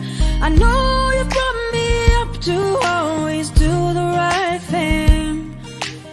You don't need to solve all of my problems, I can try. Let me feel naive, let me feel alive, yeah. I just need a little more space to live my life and make my own decisions, looking through my eyes. Oh, I'm not trying to break your trust, it's all I need. But I'm growing up now, so let me breathe. Oh, I can make the right choices 'cause of all you taught me. And you know that I'm always gonna call if I say I will. You don't need to stay up and worry, I'll be alright. Let me feel naive, let me breathe the sky. I just need a little more space to live my life and make my own decisions, looking through my eyes. Oh, I'm not trying to break your trust, it's all I need. But I'm growing up now, so let me breathe. Oh, you have been my safety, my protector from the start. There's no way no one could try replacing you in my heart. 'Cause you've been there for me, you've always cared for me, and I will never let you down.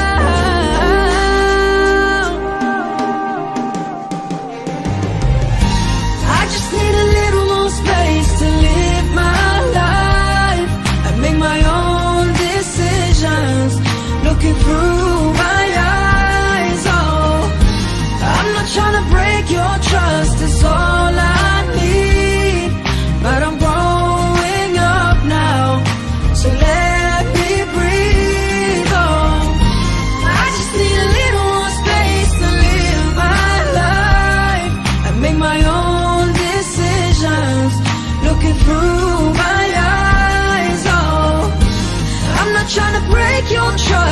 is all I need. But I'm growing up now, so let me breathe. Oh.